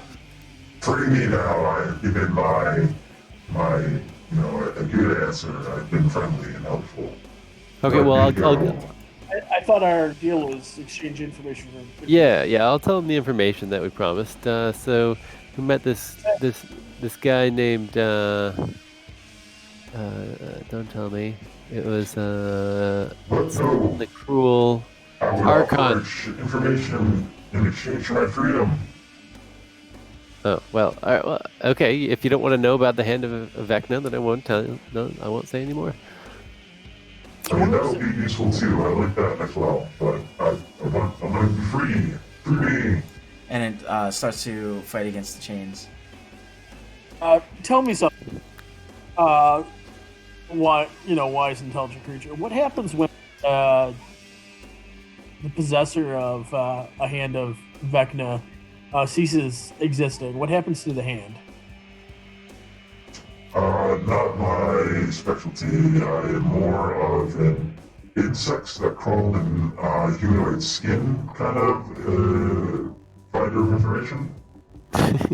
Worms in particular, they're pretty awesome. Well, let me rephrase. It's about to not have an owner. Your information. All right, guys, let's go. Oh, that's a good question. So we're gonna have to address that issue later. So we will tell Zell of our bargain and Bell, sorry, and if and when we confirm that your information is good, we will, give a very strongly worded recommendation that you be set free. The chains, free me. Interesting. And then, like, the chain devils, and the Arcanoloth, they all laugh. Dummy. I mean, I definitely plan on freeing him. I'm just worried that he lied to us. Our job is loss prevention until we can act. We can't free you until we can validate what you told. More and more like devils every day. To be fair, Well, I guess you gotta. you're not really doing much for yourself either. You know what they say. Demographic. You should When in just kill Rome. them. Kill the devils. Kill this disgusting abyssal creature. Kill them all. We'll show them our true power. The shield says to Dusk. One can demonstrate power with more than murder. Lying is good. That's a great way to show power. I like how much lying you guys are doing. But strength, we could just burn them all to death. Well, I mean, not you. But yeah. Let's fight everything. So Lulu, you know where the I can burn things. I like the shield. Shield's very direct. Shield's like, let's just murder everyone today. Like the shield is No. like the most lucky liar member of the party. Like Just gonna keep him. He's gonna be the proprietor for the new Lucky oh Liar. yeah, the new Avernus branch. There you my go. God. We'll free him into a contract. Oh my god. Oh, it's so good. Orst, I like the way you think. Oh my god.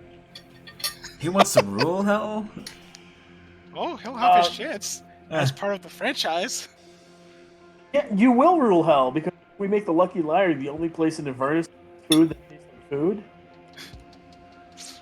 I'm on board with this plan. Like I said, for us to have a Lucky Liar here, either me or Dusk have to stay behind and cast the mansion spell every single day. It's not true. If No, that's not. permanent. We put the right people into power, and we'll get someone else that'll help us out with that. Oh, you're right. Yeah. Or you could just renovate an existing place. You know, maybe this crashed fortress we're going to now. Maybe it's a fixer-upper. Well, no, just flip it. Well, no, because Yeah. the food. No, because the food and drink here sucks. Yes. So that's why I was saying the mansion, because it can do a huge buffet for up to 100 people. So in that mansion, we have edible food and drinks for 100 people per day. Think of what we could charge for that. How many soul coins could you get? That'd be amazing. Exactly.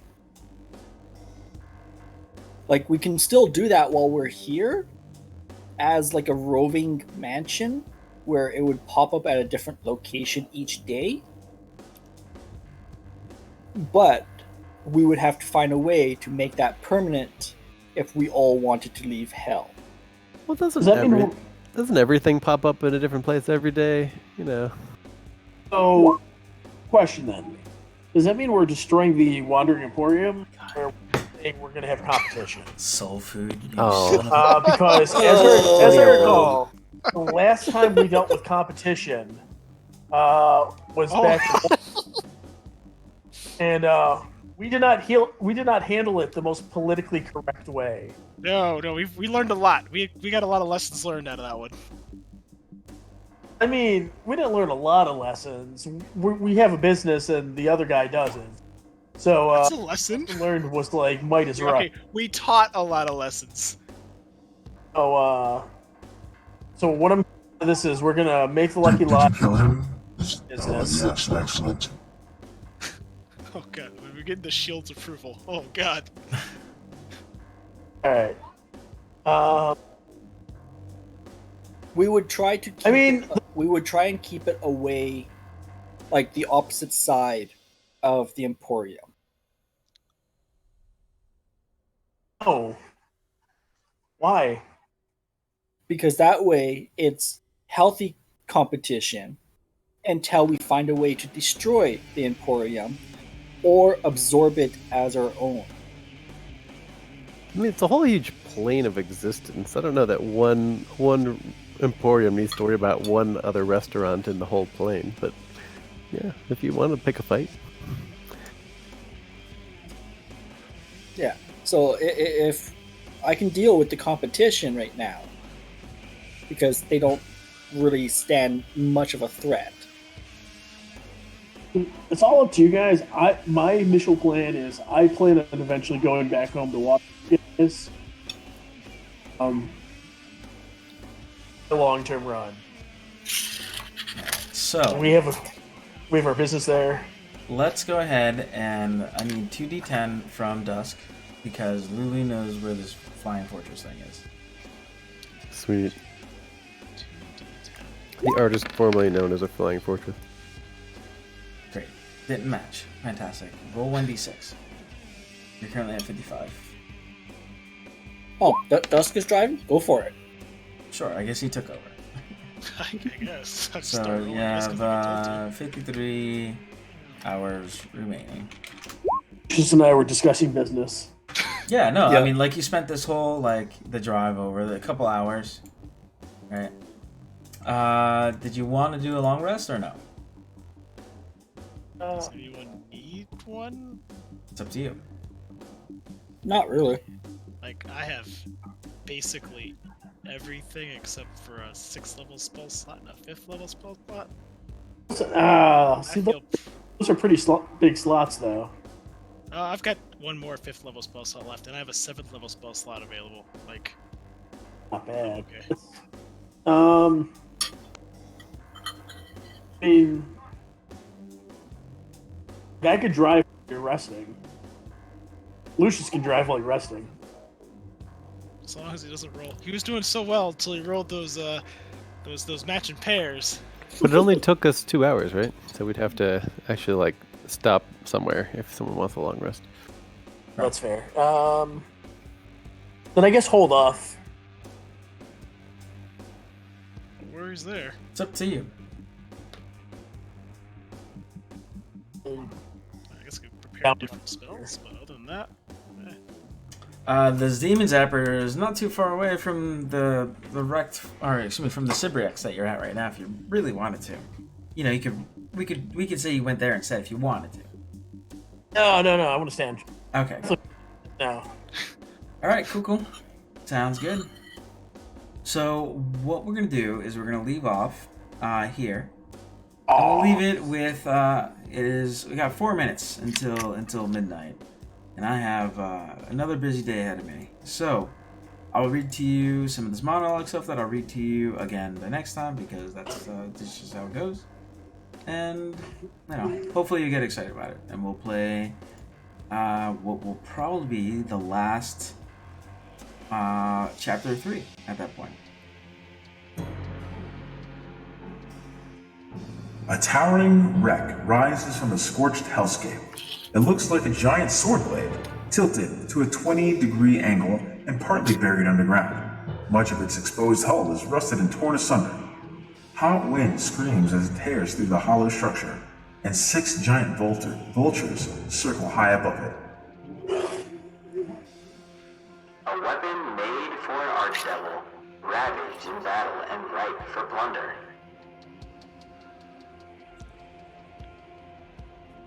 I'm trying to see where it is on the map. I don't see it. To the south. The south. I see Uldrak's grave that has a big sword. Oh, that thing. Mm-hmm. Okay. And that is where we're gonna leave it for now. So 4 hours. You have unlocked these Hellfire weapons. Or, you know, unlocked. You can either take it or leave it. That's your choice. And that will be the end of today. Thank you very much for playing. This has been another installment of People Do Ridiculous Things in Avernus. Alright. Please consider heading to criticalfun.com and that'll redirect you to my Extra Life page. If you donate $10 or more, then you'll add one more song to my playlist. And I'll have more than 37 minutes that I have to listen to on repeat. It'll be great. And other than that, I bid you adieu. Take care, guys. It was a lot of fun. we got a lot accomplished. Yeah, it was a fun game.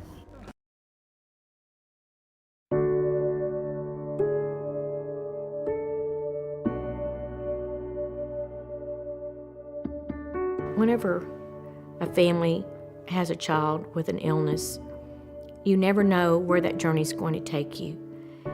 And we always prayed for a miracle.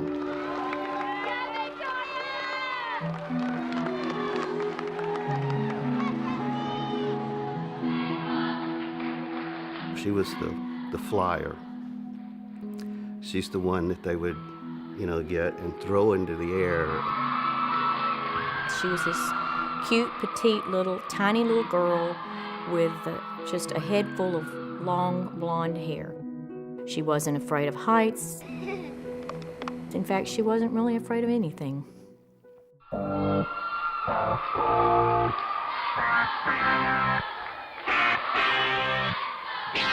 I've got a story just like anyone else. A wise man said, this too shall pass. Oh yeah. I can walk, I'm gonna go all the way this time. Flying, never coming down. Gonna reach the stars. I'm going high. We had noticed she had just gotten weak. I said, what's the matter with you? I said, you're a tumbler. You can tumble and do backflips, without knowing. And it progressed from that to she fainted a couple of times. And we thought it was, oh, she's got a virus or whatever. So I took